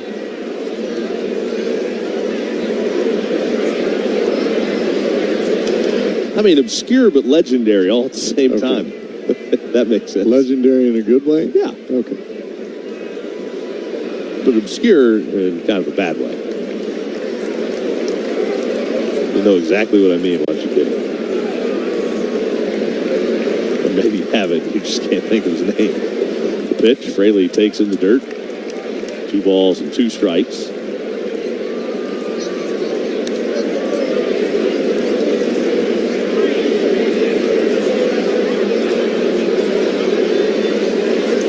Stevenson's off second. Candelario's off first. Right-hander delivers the 2-2 pitch, and Fraley swings, sends one high, deep to right. Suzuki back at the track, leaps at the wall, gone! 3-run home run, Jake Fraley, and the Reds are right back in it.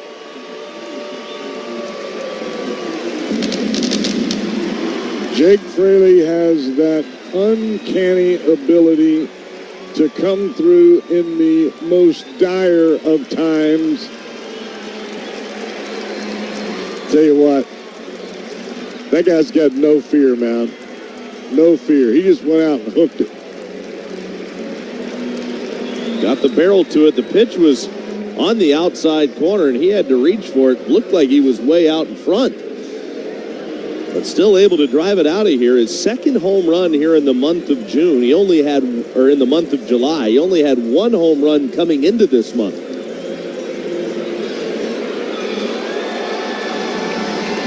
First 3 months of the year, Fraley was struggling to hit with any sort of extra base hit power. He had only 9 RBIs for the longest of time, and now, here in July, he has 10 RBIs this month alone. RBIs 17, 18, and 19 on the season.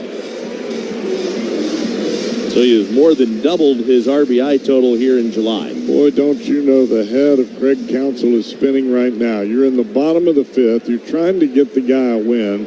You've got a 6-0 lead. He gives up a 3-run home run. There's nobody out. Now Santiago Espinal is the Reds' hottest hitter. Swings through a changeup for strike 1.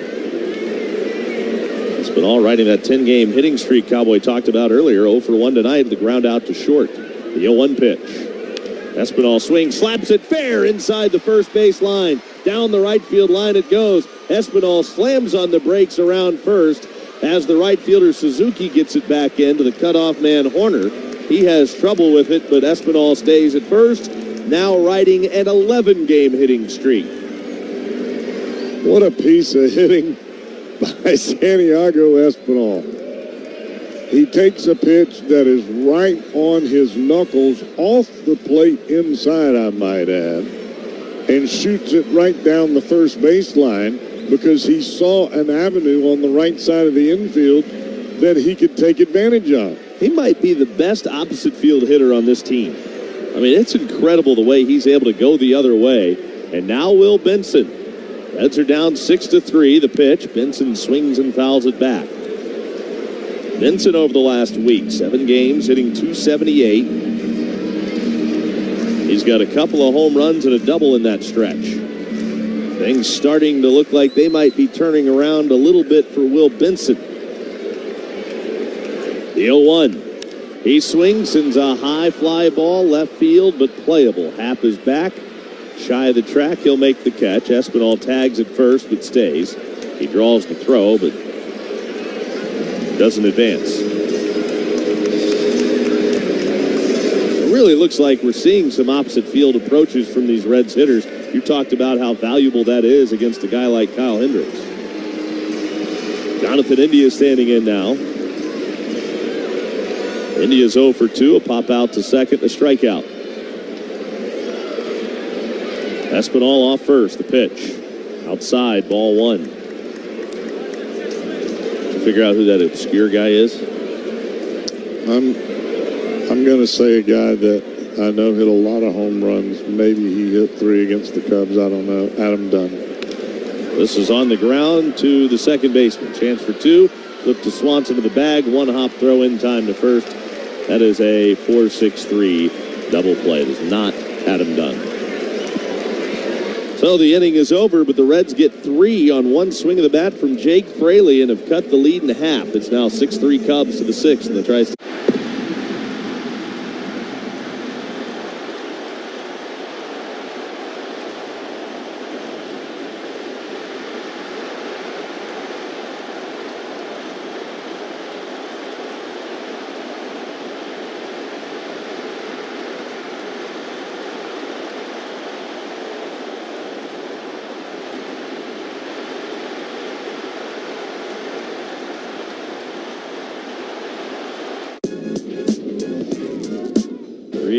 Donovan runs. Goldschmidt takes strike 3. Throw to second to tag. Double play. Runner goes. Higashioka's throw is great, and they got him again.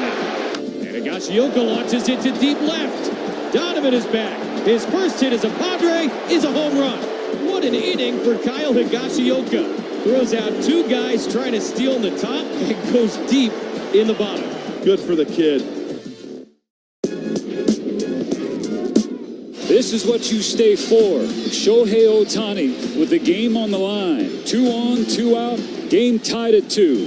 Here it comes. Ohtani with a base hit to right field. Hayward comes home to score. A showstopper and game ender. The second career walk-off hit for Shohei Ohtani. And the show rolls on at Dodger Stadium.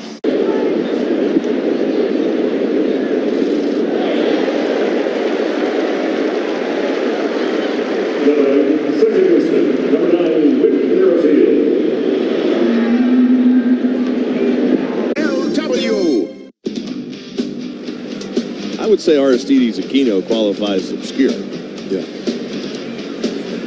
But also legendary all at the same time for that month of August. I thought that was a pretty good clue, and I thought you had it. Aristides Aquino on August the 10th, 2019. Hit 3 homers against the Cubs. The pitch is low and inside for a ball. 1-0 on Dansby Swanson now with the Cubs lead down to 3. It's 6-3. But I got Jay Bruce. You did. The other one was Drew Stubbs. July the 4th of 2010, the 1-0. Swanson takes low and outside. You also got Joey Votto, so you got half of them. I would not have gotten Aquino. I would have not gotten Drew Stubbs. I thought I could have got you to the Punisher. Pitch is off the plate outside. You could have. But I would have had to probably spell it out. Yeah. 3-0 on Swanson. Kind of like he was really good for a month. Exactly. Strike called right on the outside corner. Nick Lodolo's still out there here in the 6th inning. He gave up a 4 spot in the 3rd, and it looked like his night might be nearing an end. He is regrouped. He's retired 6 out of the last 7. 7 of 8, actually. Swing and a miss. Now a full count.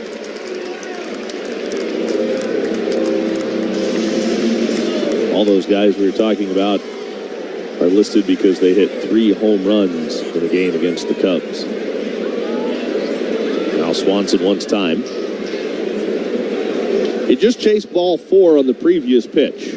Swanson looks like he is in mental knots right now. Called time, got out of the box, shook his head a couple times. Now he's back in and waits. And Swanson fouls away the 3-2 pitch off the right side.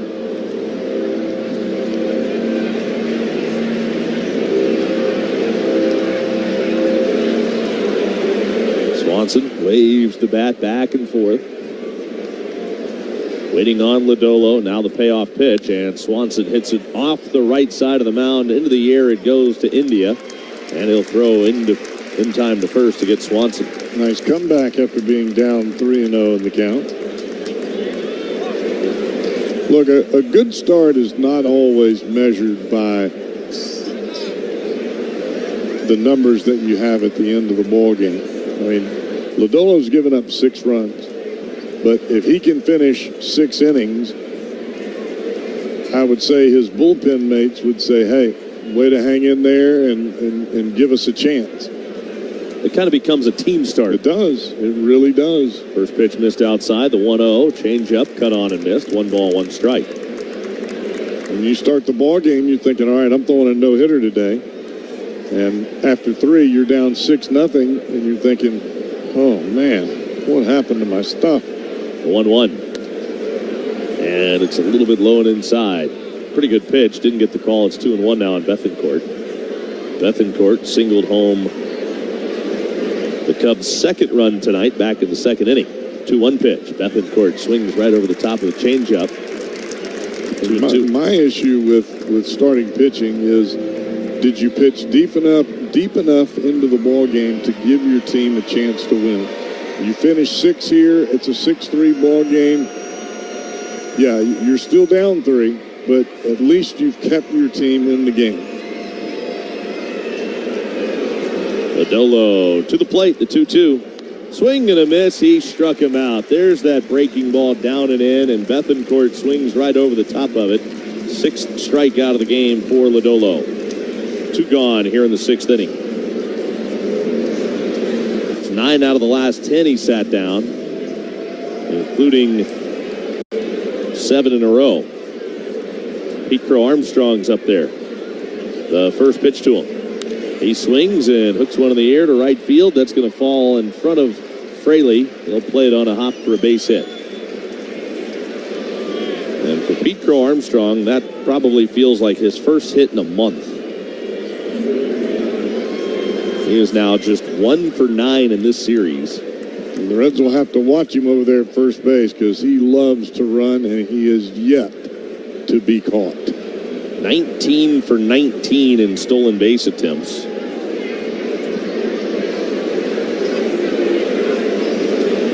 Lodolo brings it home, instead fires to first, checking on the runner, and he's back safely.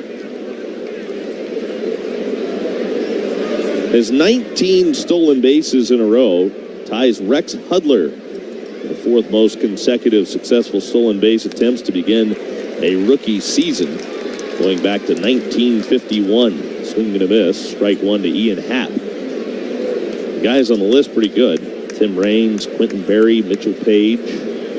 0-1 the count.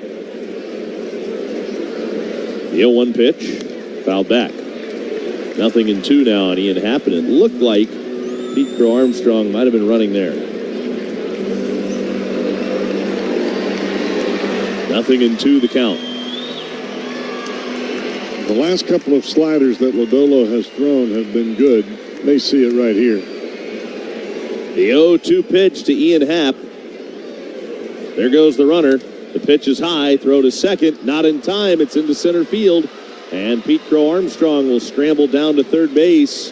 His 20th straight stolen base to begin his rookie season. It's an error on Stevenson, allowing him to go down to third. That ties him with Tim Raines in 1981.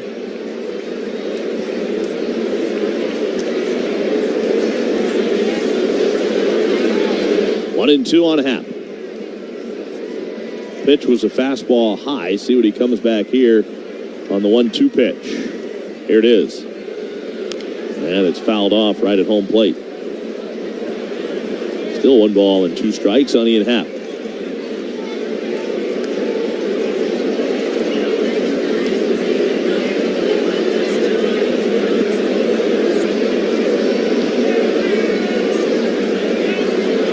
Lodolo goes to the rosin bag, back on top now. Has the sign from Stevenson, and here comes the lefty's 1-2 pitch again to Happ. Swung on and hit in the air, center field and deep. Friedel's going back on the track. He will turn and watch it go. It's a 2-run home run for Ian Happ. Straight over the 404 sign and straight away center field. That is a 2-run home run, and it is now 8-3 Cubs.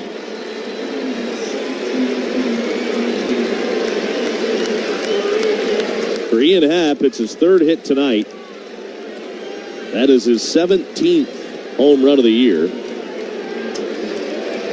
His 2nd against the Reds, and that's going to be the end of the night for Nick Lodolo.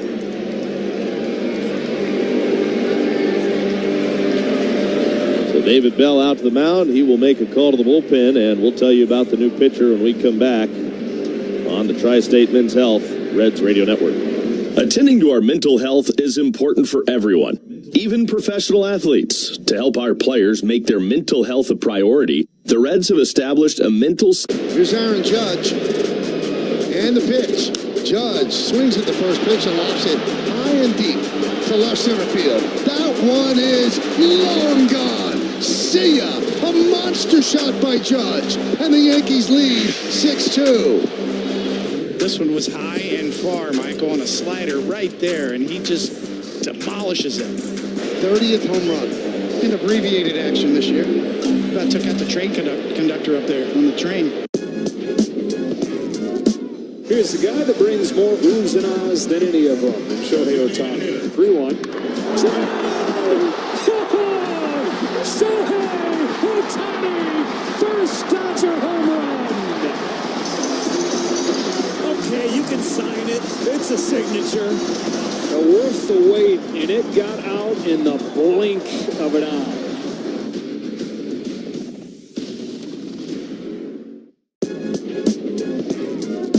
One on, 2 out. 1-1. Ohtani unleashes high into the Friday night sky and gone. Boy, does he look good in Dodger blue. Number 22 and a 2-0 lead. Ohtani's 7th home run in his last 11 games. It's a beautiful thing. Wow, that ball was crushed. My goodness. One toss trade. This Reds call to the bullpen is presented by Smoke Justice. Smooth bourbon, smoked meat, Smoke Justice.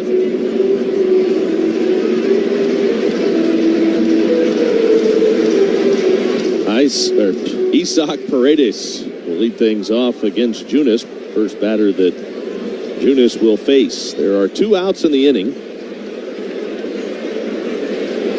Here's the pitch to Paredes, and it is a strike call on the outside corner. 0-1. Paredes hit by a pitch in the 3rd. He scored 0 for 2 officially, and the pitch is low and in.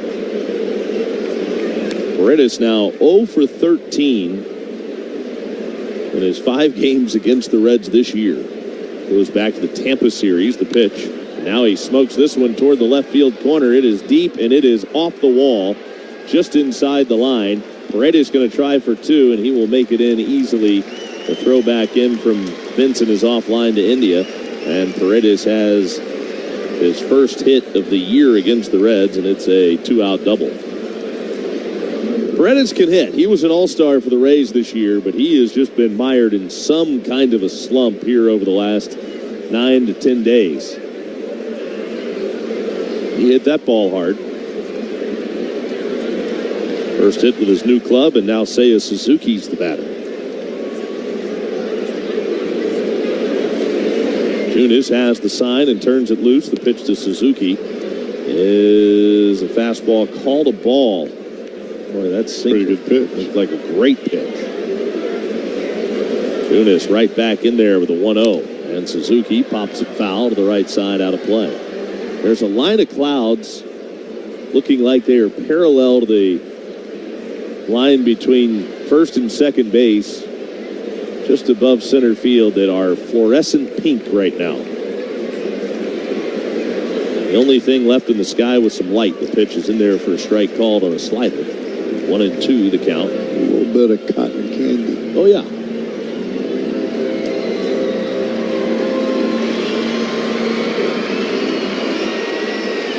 The 1-2 pitch. This ball's lined to center field. That's a base hit. That's headed to the left center field gap. Benson over into the alley to cut it off. Into second base is Suzuki sliding safely with a 2-out RBI double. Paredes scores from second base, and it is 9-3 Cubs. Well, this is just not the Reds' night. That ball was hit right off the end of the bat, but it was in a perfect spot out in left center field.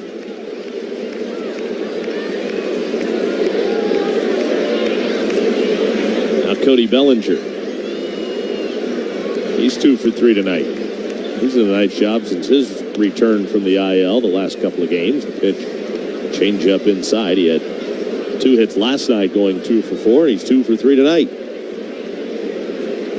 Junis fires home the 1-0 pitch, and Bellinger drives this ball to right field, but Fraley is back there to make the catch, and the side is retired. Cubs get 3 more of the 6th to answer the 3-run 5th by the Reds. 9-3 Chicago to the bottom of the 6th inning of the Tri.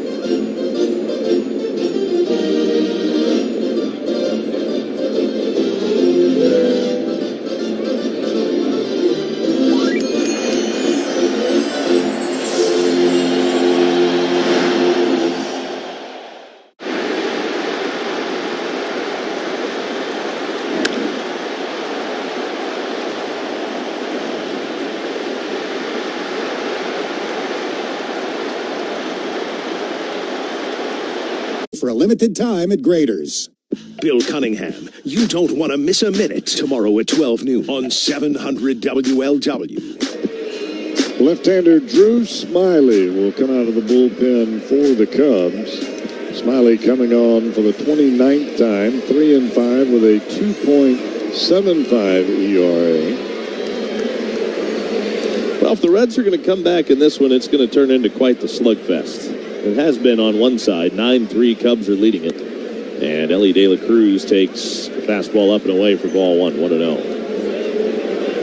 This game was delayed 11 minutes because of a rainstorm beforehand. Here's the 1-0 to De La Cruz. And he takes a strike at the knees. 1-1.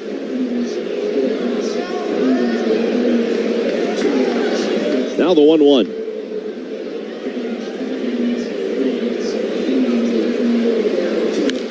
And De La Cruz pops one in the air, right side. Going back is Wisdom into foul territory now. He'll make the catch. And Ellie De La Cruz with the first down here in the 6th inning. Brings up Spencer Steer.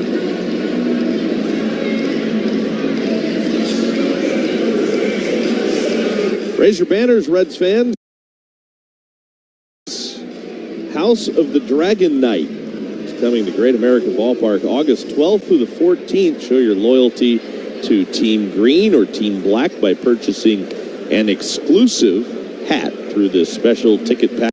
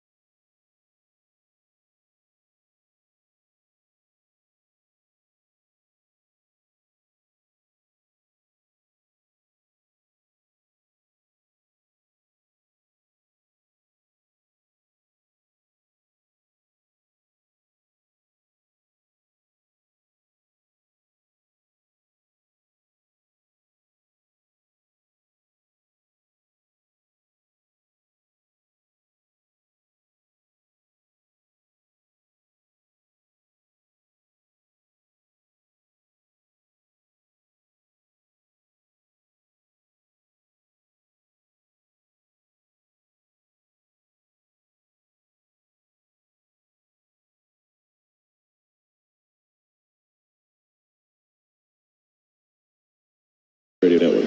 The Fed again keeping interest rates unchanged, and Ohio residents with iPhones can now add their driver's license or ID to Apple Wallet. Those stories and more after the game on the home of the Reds, News Radio 700 WLW Cincinnati. Strike one to TJ Friedel, 0-1. I'm not interested in plot. Here's the 0-1. And that's in the dirt outside. Skips right on by the catcher. 1-1.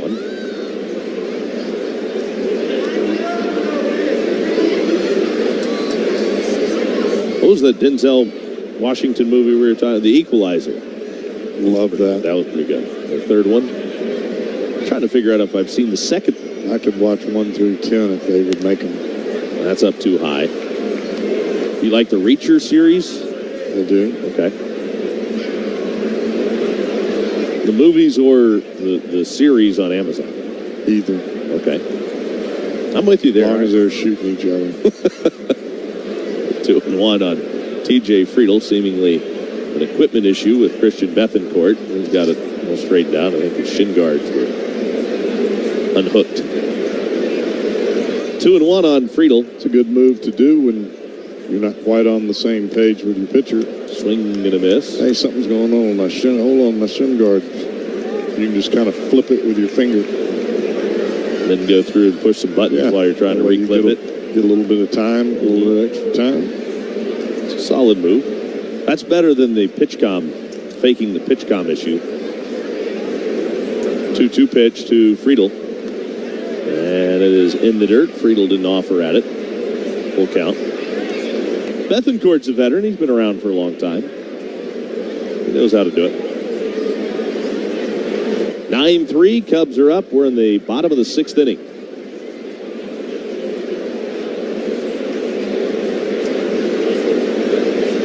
Here's the payoff pitch, and Friedel swings, and it's a high, towering pop foul out of play to the right side. That'll reach the seats. Still 3 balls and 2 strikes.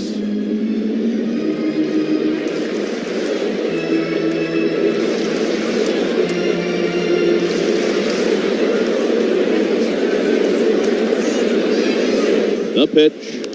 And Friedel loops this one into short left field. Happ on in a hurry, dives, and he caught it. Reds are out in order in the 6th, on to Cowboy in the 7th. 9-3 Chicago on the Tri-State Men's Health Reds Radio Network. It's the 7th inning stretch, which is the perfect time to visit StretchLab.com. Not completing high school is more of a social thing than it was an academic thing. Even though all these years have passed, I still had that longing to have my diploma. At age 30, Carissa finished her high school diploma. If you're even considering getting your high school diploma, you can do it. No one gets a diploma alone. If you're thinking of finishing your high school diploma, you have help. Find free adult education classes near you at finishyourdiploma.org. That's finishyourdiploma.org. Brought to you by the Dollar General Literacy Foundation and the Ad Council. Not completing high school is more of a social thing than it was an academic thing. Even though all these years have passed, I still had that longing to have my diploma. At age 30, Carissa finished her high school diploma. If you're even considering getting your high school diploma, you can do it. No one gets a diploma alone. If you're thinking of finishing your high school diploma, you have help. Find free adult education classes near you at finishyourdiploma.org. That's finishyourdiploma.org. Brought to you by the Dollar General Literacy Foundation and the Ad Council.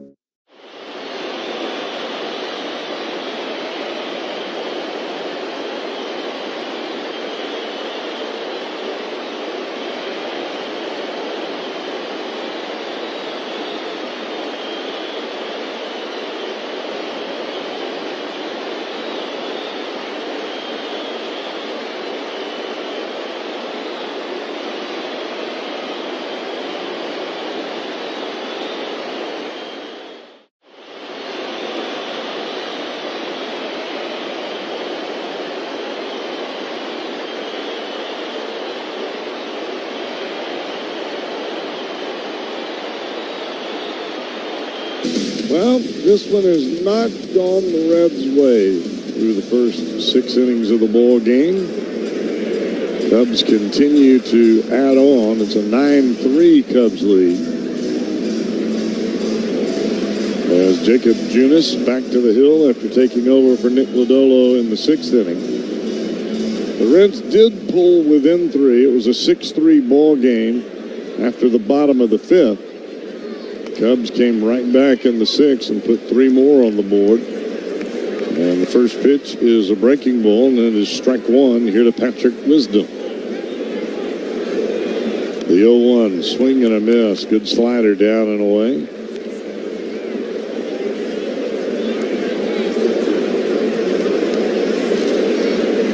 No ball, 2 strike count. Another breaking ball that bounces up there. 1 ball, 2 strike count.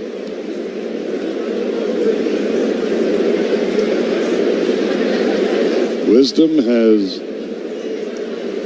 grounded to the catcher. Yes, grounded to the catcher. Tapped it right out in front of home plate.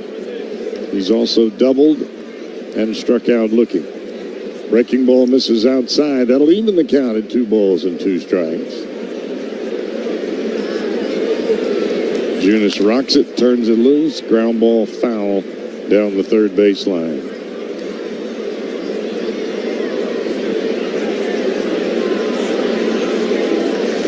Of course, Jacob Junis, as I mentioned earlier, coming over from Milwaukee in the Frankie Montas deal. Slider misses outside, and the count is full. 3 balls and 2 strikes. Junis has started and relieved for the Brewers, fouled straight back just underneath us. Count stays full. Spent some time on the injured list earlier this year with a shoulder impingement. There's strike 3. Fastball right over the inside corner. Wisdom had bent down to take off his shin guard. He thought it was ball 4. It was called strike 3.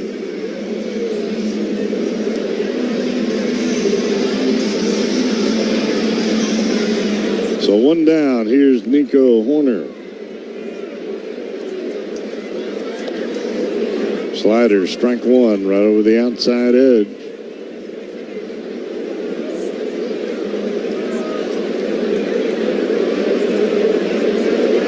Junis working quickly. Another breaking ball, this time over the inside corner. Quickly ahead of Horner, no balls and 2 strikes.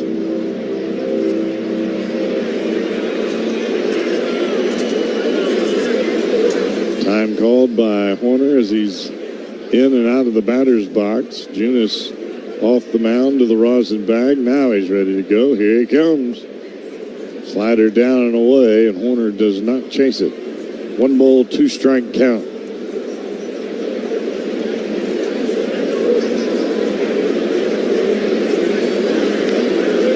pitch.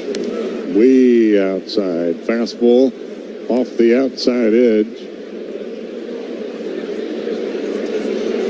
And that pitch was at 94, a four-seamer. Tried to paralyze him on the outside edge. Here's a looping liner into center field. That's a base hit. Second hit of the night for Nico Horner. He'll be a one-out base runner for Dansby Swanson.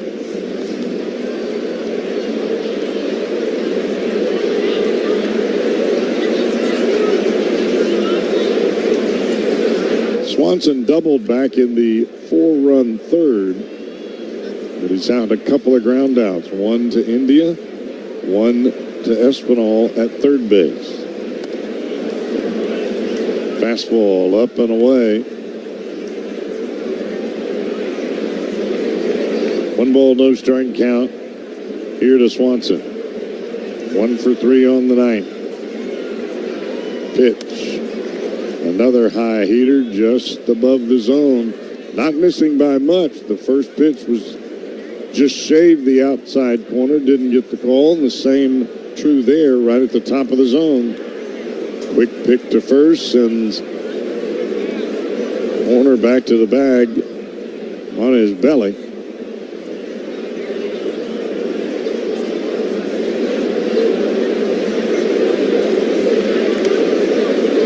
Two-out pitch, 2-0 pitch from the right-hander Junis.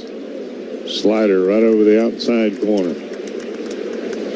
Well, Junis can pinpoint that slider. He can throw some ground balls, too. Be nice to see him throw a ground ball right at one of the Reds' infielders.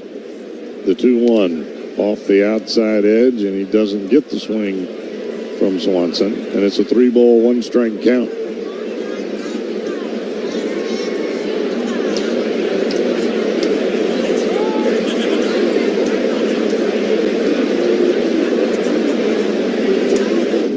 Time is called by Swanson as he steps out of the batter's box. Junis might have just been warned about not getting ready to pitch before the hitter's alert. 3-1 pitch coming. Here it is. Swing and a miss. Fastball up and off the outside edge, and Swanson went after it anyway. Full count pitch. Wonder if we'll see Horner running here.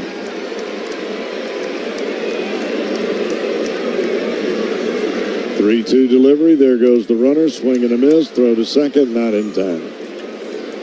Stolen base for Nico Horner, his 17th on the year. But with the strikeout of Swanson, there is 2 down for Christian Bethancourt.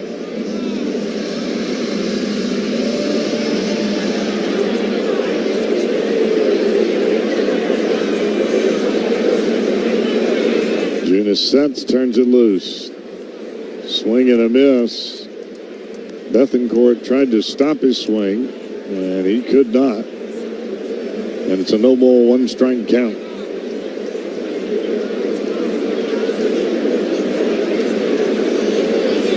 Junis back to the plate. Breaking ball, that'll be a strike. But you can look at Bethancourt the way that he, whether you want to call that a take or not, but he's stepping towards third base. His entire front side is open on all of these breaking balls. He is looking for a fastball middle in because that's the pitch he can hit. Or that's his best chance to get a hit. He got one earlier in the ball game, and he has struck out in back-to-back at-bats on the breaking ball. So after the fastball early, he hasn't seen a fastball over the plate yet. Up and in. That'll lock you up a little bit. Fastball right above his hands. No danger of getting hit, not unless you just stick your head out there. No, but he could probably smell it. 2-2. Slider down and away, and it's a 3-ball, 2-strike count. And you do not ever want to walk Christian Bethancourt.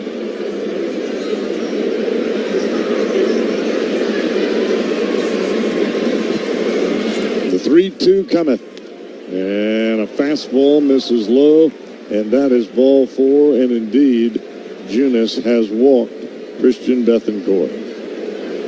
So runners now at first and second base for the left-handed hitting Pete Crow Armstrong.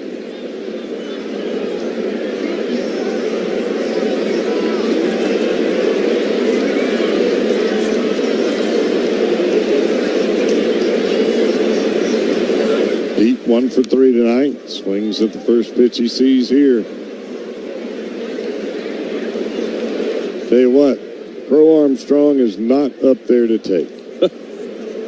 No, he's not. I mean, if it is close, he is hacking. The 0-1. Well off the outside edge, and he will take that pitch. He's not going to walk his way out of his slump, is he? I'm swinging. I'm swinging. I'm swinging. 1 ball, 1 strike count. There's a fly ball left center field. It's going all the way to the wall. 1 run will score. Here comes Bethancourt. He will score. The throw to third. They've got Crow Armstrong hung up as Espinal applies the tag. 2 runs score, and it is now 11-3 Cubs as we head to the bottom of 7 here on the Tri-State Men's Health. Not completing high school is more of a social thing than it was an academic thing. Even though all these years have passed, I still had that longing to have my diploma.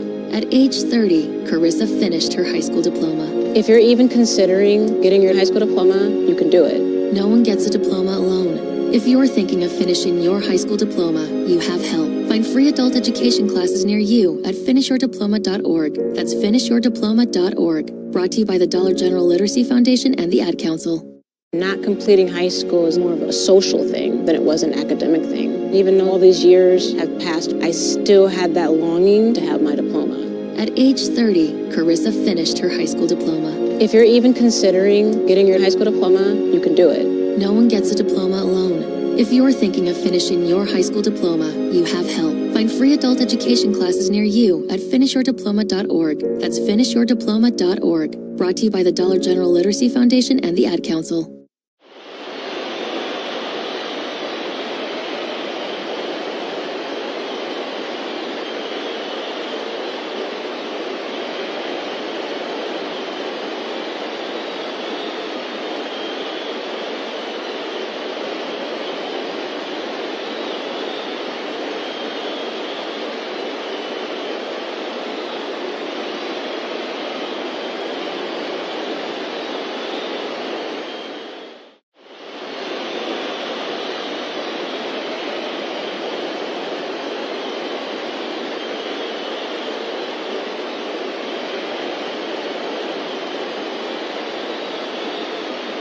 Here, acrgunitepools.com.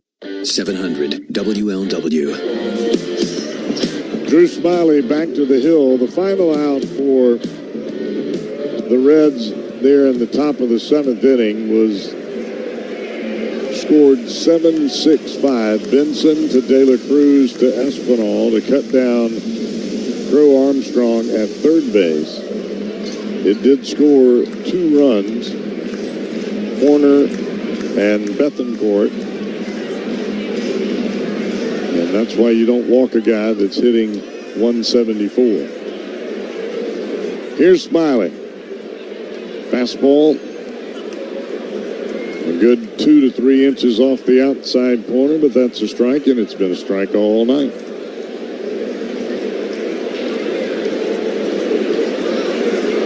Back to the plate. This is inside with a breaking ball.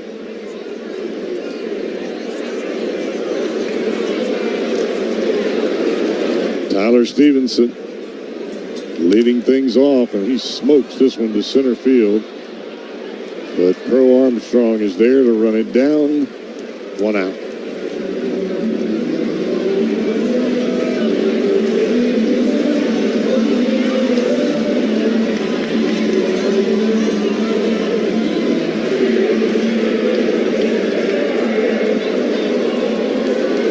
Here's Jeimer Candelario. Candelario with a single in the Reds' 3-run 5th inning.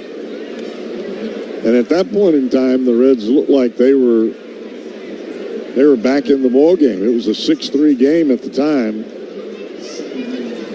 And you move to the 6th inning, and the Reds gave up 3 more and made it a 9-3 ball game. It's kind of been Katie bar the door since then. No ball, 2-strike count here to Jeimer Candelario. And the breaking ball misses just under the zone. It's a 1-ball, 2-strike count. You know, there's a song that has Katie bar the door in the lyrics. Current song.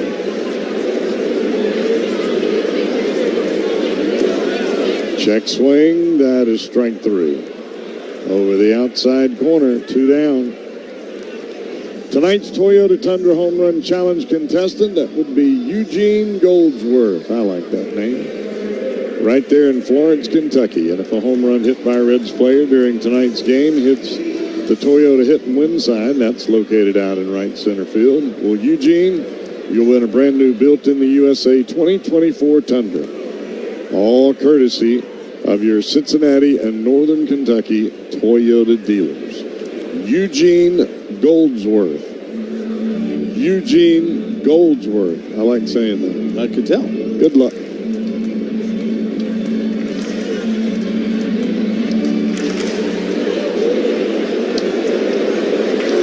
No ball, 1-strike count here to Fraley. Ground ball right to the first baseman.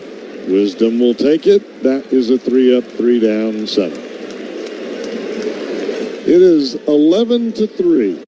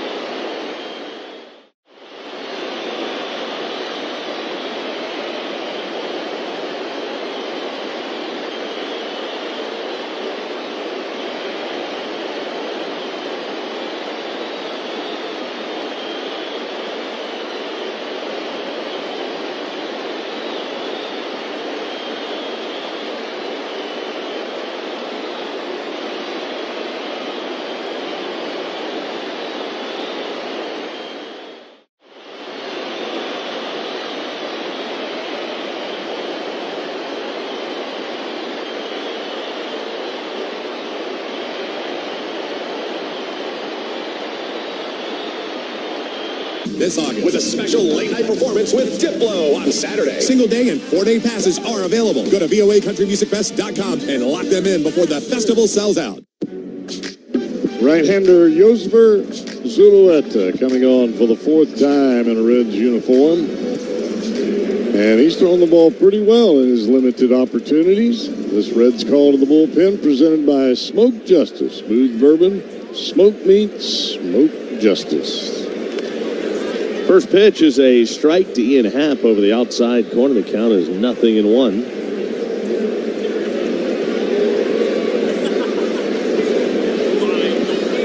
Zulueta misses high and outside. 1 ball and 1 strike.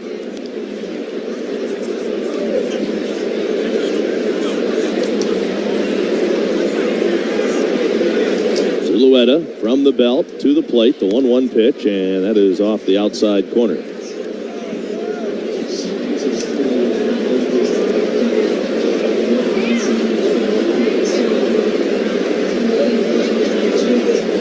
Here's the 2-1 pitch. And that's low and outside. Spencer Steer is going to move from first to left field. Will Benson goes from left to center. And Ty France is in the game over at first base, making his Reds debut.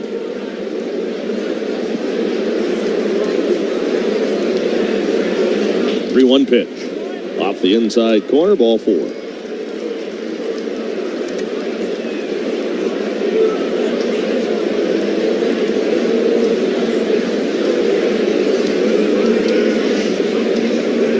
Well, I think Zulueta has a chance to help this Reds bullpen, but he's got to throw strikes consistent.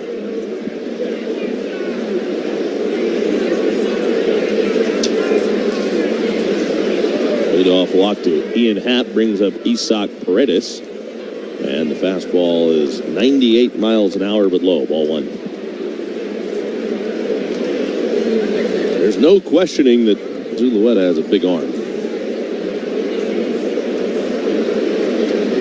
The 1-0 pitch. This ball's ripped down the left field line. It drops fair. That's into the corner. Over to dig it out is Steer. On his way to third, Ian Happ. He'll be held there. And that's a double for Isaac Paredes. Now doubles and back-to-back at-bats for the new Cub. Here's Seiya Suzuki. Well, Paredes can handle pretty much anything, even with velocity at the bottom of the zone. Up is where he has the difficulty, and that's really where the Reds pitched him when we were in Tampa Bay. Seiya Suzuki, the batter, second and third with nobody out. Strike 1 to Suzuki. Seiya Suzuki has 2 doubles tonight. He is 2 for 4. The 0-1. And Suzuki takes a slider down too low. 1 ball, 1 strike. It's time to ask Cowboy. This is where you get to ask Cowboy whatever you want to ask him. You can talk to him about his favorite color, his favorite brand of socks. Favorite color. Whatever you want to ask. I like that. All you have to do is tweet at Reds Radio Booth with your question. This ball is popped into the air, foul down the right field line, out of play. And this person wants to know, this is coming from Dwayne. Dwayne wants to know, Cowboy, did you ever contemplate managing in the big leagues? You're great at calling games, for sure. Just curious. Never. That is. I'm doing right now what I wanted to do when I was 9, 10 years old. I never really thought that I would be a pitcher. Heck, I was a shortstop my whole life until I went to Mississippi State. The thing about it is when you're 5'9" and a half, you never really think about being a pitcher in the big leagues, because when you look at all those guys on TV, they're all huge. So you never have that aspiration. As time went on, I figured out I had a good enough arm to at least give it a shot. Fastball outside, 2-2 on Suzuki. But in my heart of hearts, I am doing my dream job right now for my dream team. I was a Reds fan from the get-go. Swing and a miss, the pitch in the dirt. Suzuki's down on strikes. That's the first out here in the 8th inning. And I think that's part of being a Reds fan growing up from the time that you're a little kid. Even though I grew up in Alabama, listening to Marty and Joe in the driveway, when you get to a point where infield in, the pitch to Bellinger, ground ball past India, diving to his right. That's into center field, a hit. 2 runs will score. Happ home with Paredes right behind him. 2-run single for Bellinger, his 3rd hit tonight. And the Cubs now lead it 13-3. But I think that's why I'm so passionate about Reds wins and losses, because I've been this way my whole life. It hasn't changed. I tell you what was really difficult. Strike 1 down the middle to Wisdom. Is playing for another team at the big league level and having to face the Reds. Because, to be honest with you, even though I was on the Giants team, I'm a Reds fan. I mean, what do you do? Going outside the ball, 1-1 on Wisdom. That makes life a little tough. Even after you left the Reds, did you always pay pretty close attention to what they were doing? Oh, yeah. 1 ball, 1 strike on Wisdom. Runner at first with 1 out. The pitch. And that's a called strike. 1-2. It's tough to get that fandom that you grew up with out of your system. Especially if you really love it. I don't have to worry about it now. No, you don't. But especially if you were, a diehard fan of that team and maybe you play for another team. The pitch in the air, center field, over to right center. Will Benson will make the running catch, and that's the second out.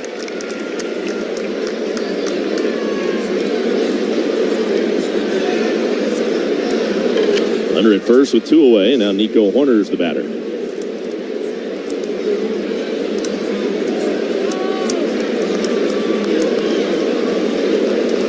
Runs home for the Cubs here in the 8th inning. They lead it 13-3. Reds won the first 2 games this series. Cubs really didn't do a whole lot offensively in either of those games. They scored 3 runs last night, just 1 run in the first game. And that's a strike to Nico Horner, 0-1. Goes for Zulueta, ready at the belt. Here's his 0-1 pitch to Horner.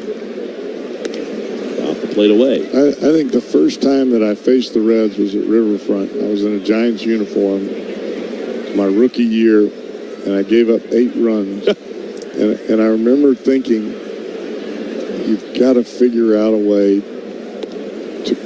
to create some energy of animosity when you're facing these guys, and I just couldn't do it. Pitch misses low, 2-1. I mean, I'm playing at Riverfront where I'd listened and watched so many ball games. 2-1, swinging a high, towering fly ball, short right field. Over is the first baseman, France, and he will go tumbling around the top of the tarp trying to make the play, but he can't get it. Foul ball.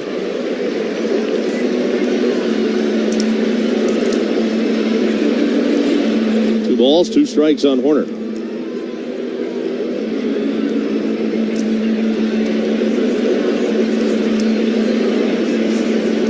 I remember talking to a pitcher that grew up a die-hard Red Sox fan, pitching for a Braves affiliate. There's a tapper over the mound. Second baseman India has it. He'll step on second base to get the out. Play 4 unassisted. Side retired here in the 8th inning. And we will go to... Not completing high school is more of a social thing than it was an academic thing. Even though all these years have passed, I still had that longing to have my diploma.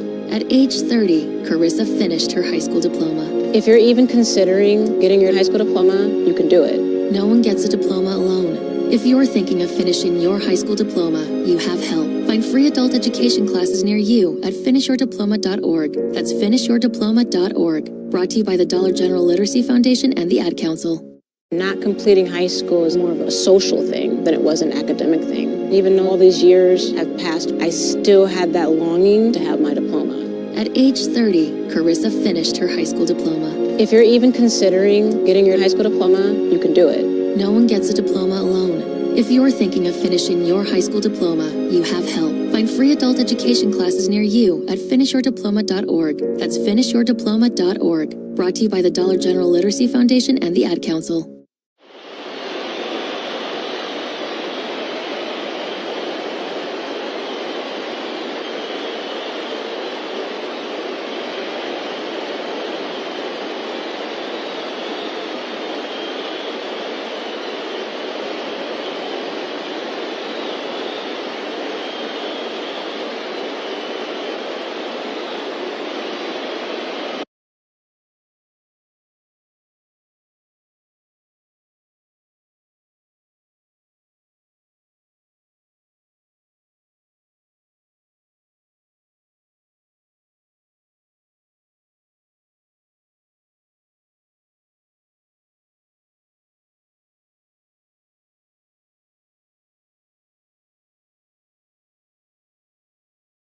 Not a show without you. Tomorrow at 3 on 700 WLW. Santiago Espinal leads off the Reds' 8th inning. Changes for the Cubs. There is a new second baseman into the game. David Bodie takes over at second. Mike Talkman takes over in left field, and there's a new pitcher in the game as well. First pitch in there for a called strike. It is Tyson Miller taking over on the mound now for Chicago. In the bottom of the 8th inning, Reds are down 13-3. Miller's pitch, and Espinal watches the strike. Count is 0-2. Cubs jumped out to a 6-0 lead through the first 3 innings of this game. Here's the 0-2 pitch, and Espinal takes low and outside. 1 ball and 2 strikes. Reds cut that lead in half with a 3-run homer in the 5th inning off the bat of Jake Fraley. But the Cubs answered, and they have continued to answer. Here's the 1-2. Espinal rips one down the left field line. That's going to drop fair.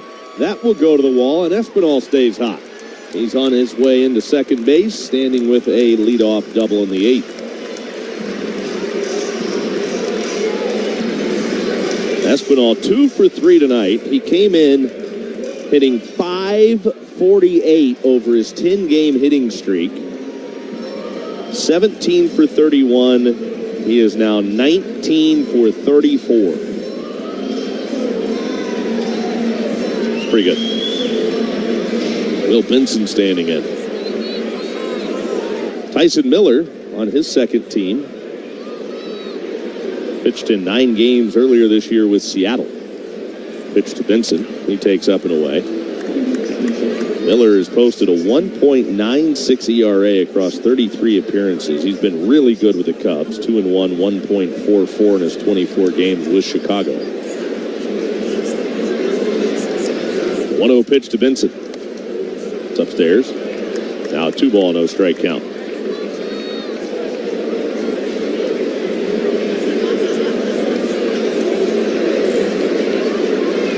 The right-hander gets the sign. Miller comes set. And now to the plate, the 2-0 pitch to Will Benson. And he rips this one to right field. On the run, the right fielder can't get it. It's by Suzuki. It'll bounce to the wall. Here comes Espinal to the plate, and Benson's into second base with an RBI double.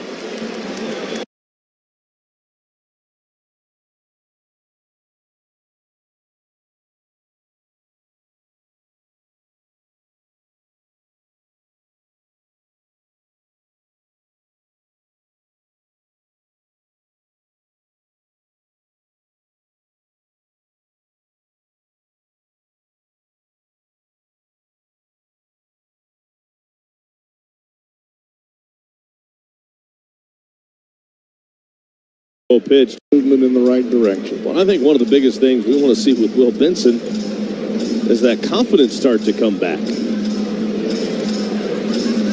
MLB Marte will come to the plate. He'll hit for Jonathan India.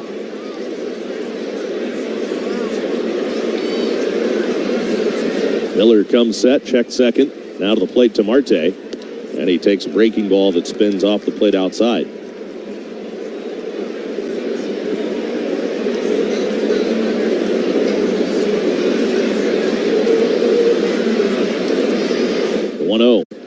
Marte watches a breaking ball off the plate outside. Marte got a day off today. Wasn't in the starting lineup, but here he is getting a chance to play in the 8th inning. Give him the bat. 2 balls, no strikes. Marte was 0 for 3 with a walk and run scored last night with 2-0. Marte watches the pitch, miss low, 3-0.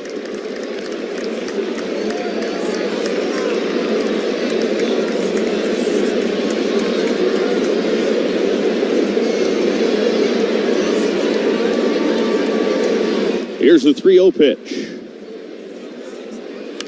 Marte shoots one foul to the right side, swinging 3-0. Fouls it away.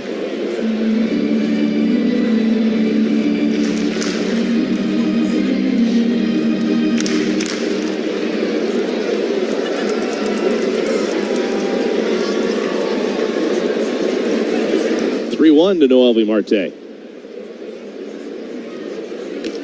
Swinging a foul right off the catcher. Now it's a full count, 3-2. Reds are down 13-4 in the bottom of the 8th inning. The Reds are off tomorrow. And then the Giants will come to town over the weekend to close out this homestand before the Reds hit the road to Miami and St. Louis. Or no, Miami and Milwaukee, I'm sorry. St. Louis and Kansas City will be on the next homestand. Here's the 3-2 pitch. Way too high. That's ball 4, and the first 3 Reds have reached here in the 8th inning. Boy, when you go in to the bottom of the 8th inning, your team is leading it by 10, and you're the manager of that team, the last thing you want to see is your pitcher walking anybody. I don't care if it's Babe Ruth. You'd rather see him hit one in the river than walk. Because now you're thinking, well, I might have to get somebody else up in this game. Well, especially with the numbers that Miller has. Because you don't want to just leave him out there just to get hammered on a night that he may or may not have it. And right now, he's having a difficult time, and you're starting to get back into the meat of the Reds' order. Tommy Hotovies, the Cubs pitching coach, out for a few words of inspiration. Join the Reds Sunday, August 4th, as they wrap up the weekend series against the Giants. Fans in attendance will get a TJ Friedl City Connect bobblehead presented by Cliffs while supplies last. Get your tickets today at reds.com/tickets. Benson's at second. Marte's at first. Ellie's at the plate. First pitch to De La Cruz. Strike 1 on the outside corner. Miller shaves the edge with the fastball. 0-1. It's turned into a pretty nice night for baseball. Great American Ballpark. The 0-1. Strike called. Cubs have swung the bats a little bit tonight. 13 runs on 17 hits, and it hasn't seemed like it matters at all who the Reds run out there against them. The 0-2 pitch to De La Cruz. Swing and a miss. So he's down on strikes. Went after the fastball at the top of the zone. It was a strike. He just came up empty. One out, and the batter is Spencer Steer.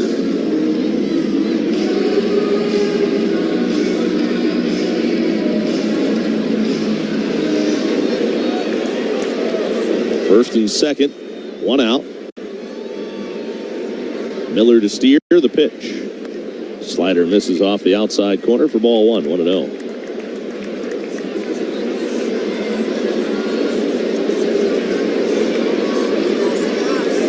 Benson away from second. Off of first Marte, and Steer takes upstairs. He's ahead in the count, 2 balls and no strikes.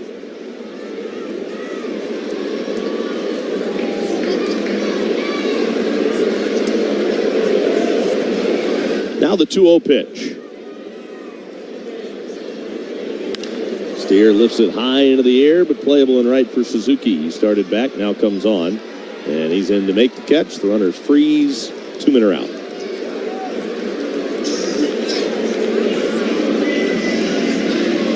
The Reds will start Andrew Abbott. The first game of the Giants series. Abbott 9-7. 3.38 ERA. Then Hunter Green and Carson Spires to round out that series. Friday night, 7:10 beginning. Airtime is 6:40 across the network. Then a 7:15 game on Saturday, so we'll be on the air at 6:45 for that one. Here's the pitch to Ty France, getting his first Reds at bat. He takes a strike. It's 0-1.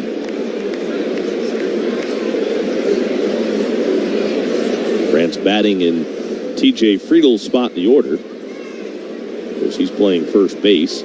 Here's the 0-1 pitch to France. And he swings and pops up a breaking ball. High into the air, right side of the infield. First baseman is under it. And Patrick Wisdom has it. So that'll do it. The Reds get a run back in the 8th, but they're still down by 9. 13-4. Not completing high school is more of a social thing than it was an academic thing. Even though all these years have passed, I still had that longing to have my diploma. At age 30, Carissa finished her high school diploma. If you're even considering getting your high school diploma, you can do it. No one gets a diploma alone. If you're thinking of finishing your high school diploma, you have help. Find free adult education classes near you at finishyourdiploma.org. That's finishyourdiploma.org. Brought to you by the Dollar General Literacy Foundation and the Ad Council. Not completing high school is more of a social thing than it was an academic thing. Even though all these years have passed, I still had that longing to have my diploma. At age 30, Carissa finished her high school diploma. If you're even considering getting your high school diploma, you can do it. No one gets a diploma alone. If you're thinking of finishing your high school diploma, you have help. Find free adult education classes near you at finishyourdiploma.org. That's finishyourdiploma.org. Brought to you by the Dollar General Literacy Foundation and the Ad Council.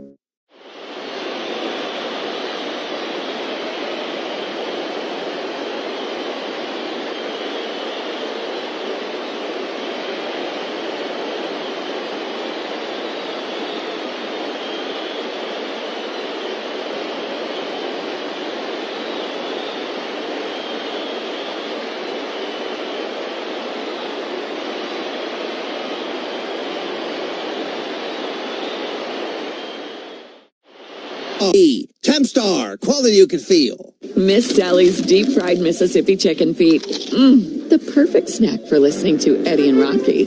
Eddie and Rocky are your daily afternoon treat with news, guest laughs, and plenty of your calls. All afternoon at 3. 1-700 WLW.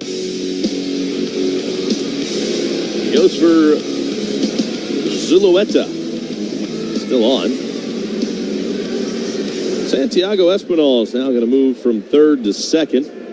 Marte stays in the game. He's at third. Here's the first pitch. Dansby Swanson takes up and away. Fastball, ball one.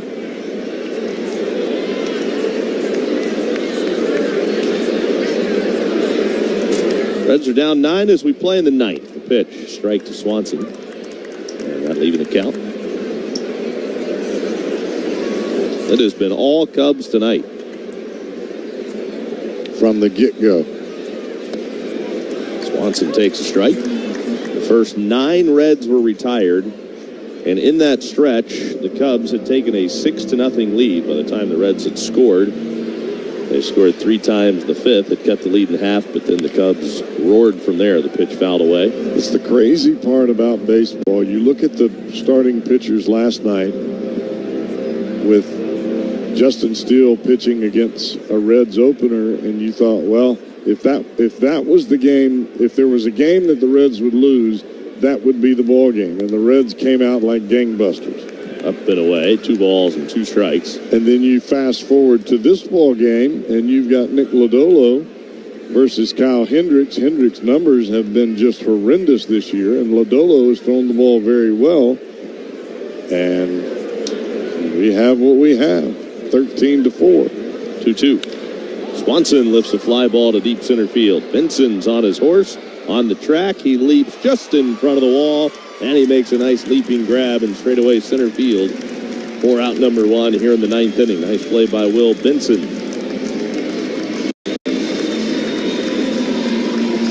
I'm right there with you, Cowboy. I thought after the Reds won last night, I thought, wow, Reds at this point now should sweep this series because of tonight's pitching matchup, but it just didn't work that way. That's why we play the game. Exactly. Anybody can win on any given night. Christian Bethancourt takes off the outside corner. Breaking ball from Zulueta. It's a 1-ball, no strike count. Pitch, and it's in there for a called strike.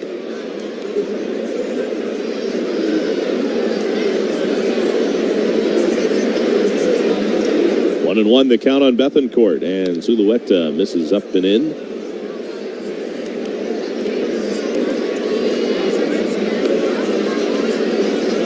Two balls, 1 strike on Bethancourt. Zulueta delivers. And Bethancourt skies 1 foul right side. I was looking at the schedule earlier because I hadn't really dissected next year's schedule too much. We don't make another return to the Oakland Coliseum. We will be playing the A's, but they will not be playing in Oakland. So we'll be making a trip to Sacramento. Isn't that correct? Bouncing ball to third. Up with it is Marte. He'll throw in time to first to get the out. That's where they're going, right? Yep, Sacramento. I know you got that one circled on your calendar for next year. I got it circled for day off. 2 outs. You don't want to work at a minor league park? Sacramento is in California. It is, yeah. That is correct. You played out there, remember? You played in California. I did. I don't want to go back. Pete Crow Armstrong's up. The pitch, swinging and a foul tip, strike one.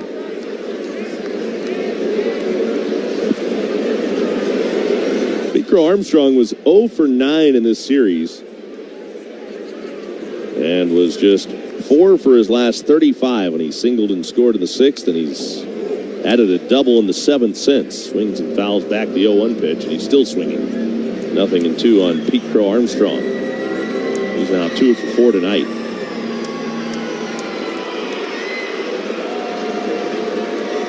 Zulueta has the sign, trying for a 1-2-3 ninth. The pitch, too high. 1 ball and 2 strikes.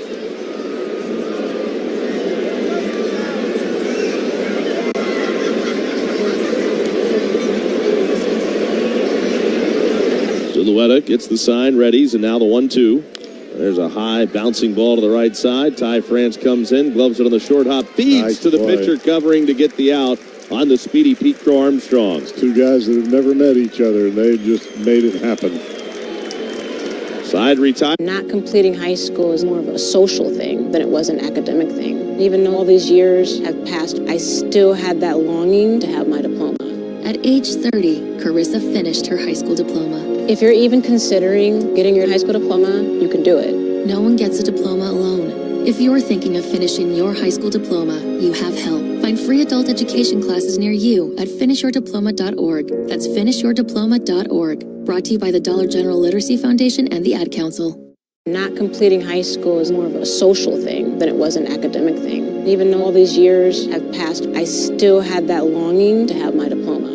At age 30, Carissa finished her high school diploma. If you're even considering getting your high school diploma, you can do it. No one gets a diploma alone. If you're thinking of finishing your high school diploma, you have help. Find free adult education classes near you at finishyourdiploma.org. That's finishyourdiploma.org. Brought to you by the Dollar General Literacy Foundation and the Ad Council.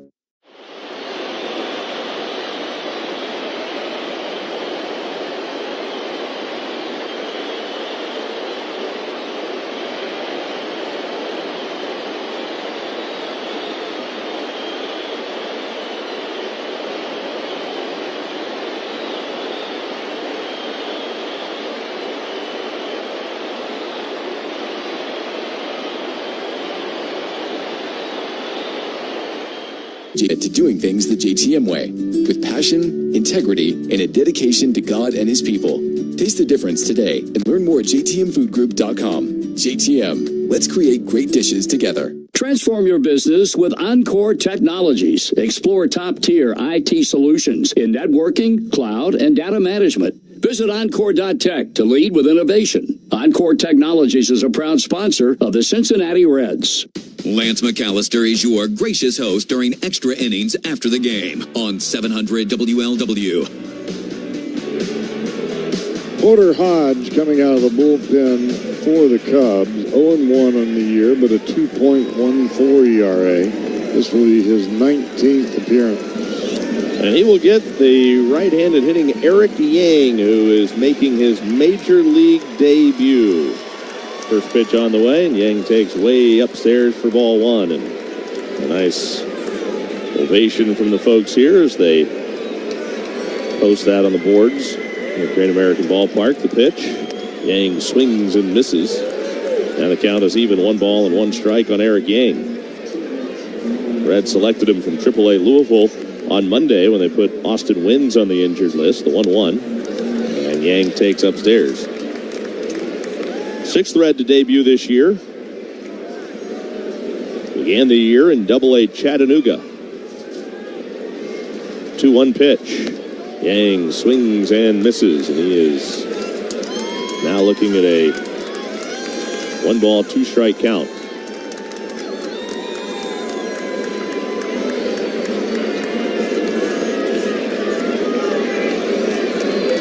Right-hander has the sign. Porter Hodge delivers the 1-2 pitch, and Yang takes up and in. Not leaving the count. It's a 2 ball, 2 strike count on Eric Yang.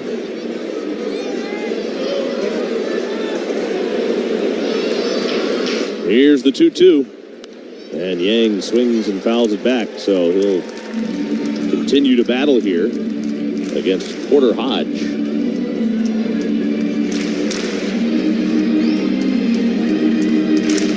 Seventh round pick by the Reds in 2019. The 2-2, swing and a miss. He struck him out. Got him the breaking ball down and away. One out in the ninth. Copyrighted broadcast is presented by authority of the Cincinnati Reds and may not be reproduced or retransmitted in any form. The accounts and descriptions of this game may not be disseminated without the express written consent of the Reds. This copyright reminder is provided by Dinsmore, the official legal counsel of the Reds. Now Jamer Candelario takes down too low for ball one. Candelario's 1 for 3, singled and scored in the fifth inning. He struck out his other two at bats, and now the 1-0 pitch. Swung on, and this is fouled back to the left, out of play.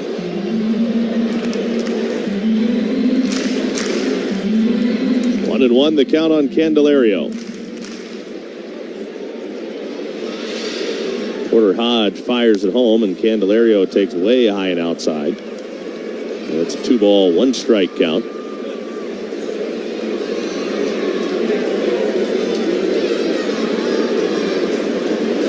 Here's the 2-1. Swing and a miss. Candelario went after the breaking ball down and in. 2 balls and 2 strikes. Hodge kicks and fires. Swing and a miss. He struck him out. Down on strikes, Candelario. Hodge has struck out the first 2 batters of this Reds ninth inning, and now he'll get Jake Fraley. Did I mention that Michael Bush is now at first and Patrick Wisdom's in right? You did now. Trying to make sure all the I's are dotted and the T's are crossed. 2 outs, ninth inning. The pitch to Jake Fraley, up and away, ball one. 13-4. Cubs are leading the Reds. Off day tomorrow, and then in come the Giants. Reds have won the series. They locked that up, winning last night. The 1-0 pitch. Down too low, and Reds have still had all kinds of success against the Cubs this year. Reds are 7-2. They will fall to 7-3, but still very good against their divisional rival. The 2-0 pitch is down too low. And then you look at what the Cubs have done against the Central Division. They've been bad. Cubs are just 13-25 within the division. Only the White Sox and Marlins have worse interdivisional records. The pitch is too high, and Jake Fraley works a 2-out, 4-pitch walk.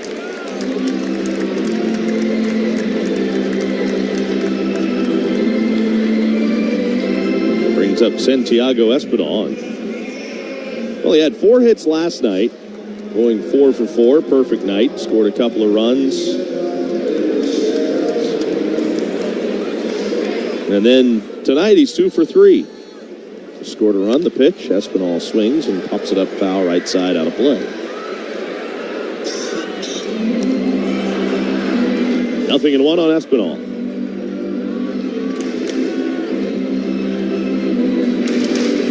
Doubled in the 8th inning and scored the Reds' 8th inning run. 0-1 on Espinal. The pitch. And it's over the plate at the knees, called a strike. A good fastball there from Porter Hodge. Nothing in 2. The 11-game hitting streak that Espinal is currently on. Second longest hitting streak of his career. The 0-2. And he rips a line drive, pulled foul into net down the left field line. Still no balls and 2 strikes.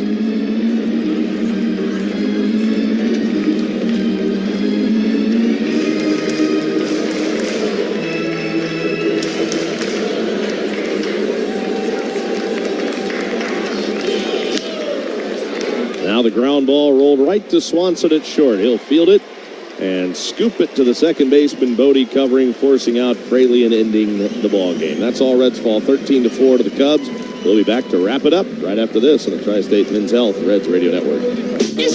When you need mealtime inspiration, it's worth shopping Kroger, where you'll find over 30,000 mouth-watering choices that excite your inner foodie. And no matter what tasty choice you make, you'll enjoy our everyday low prices, plus extra ways to save, like digital coupons worth over $600 each week. You can also save up to $1 off per gallon at the pump with fuel points. More savings and more inspiring flavors make shopping Kroger worth it every time. Kroger, fresh for everyone. Fuel restrictions apply. The Lawrenceburg Summer Event Series presented by Civista Bank features the Whiskey City Summerfest in Lawrenceburg Saturday, August 17th. Not completing high school is more of a social thing than it was an academic thing. Even though all these years have passed, I still had that longing to have my diploma. At age 30, Carissa finished her high school diploma. If you're even considering getting your high school diploma, you can do it.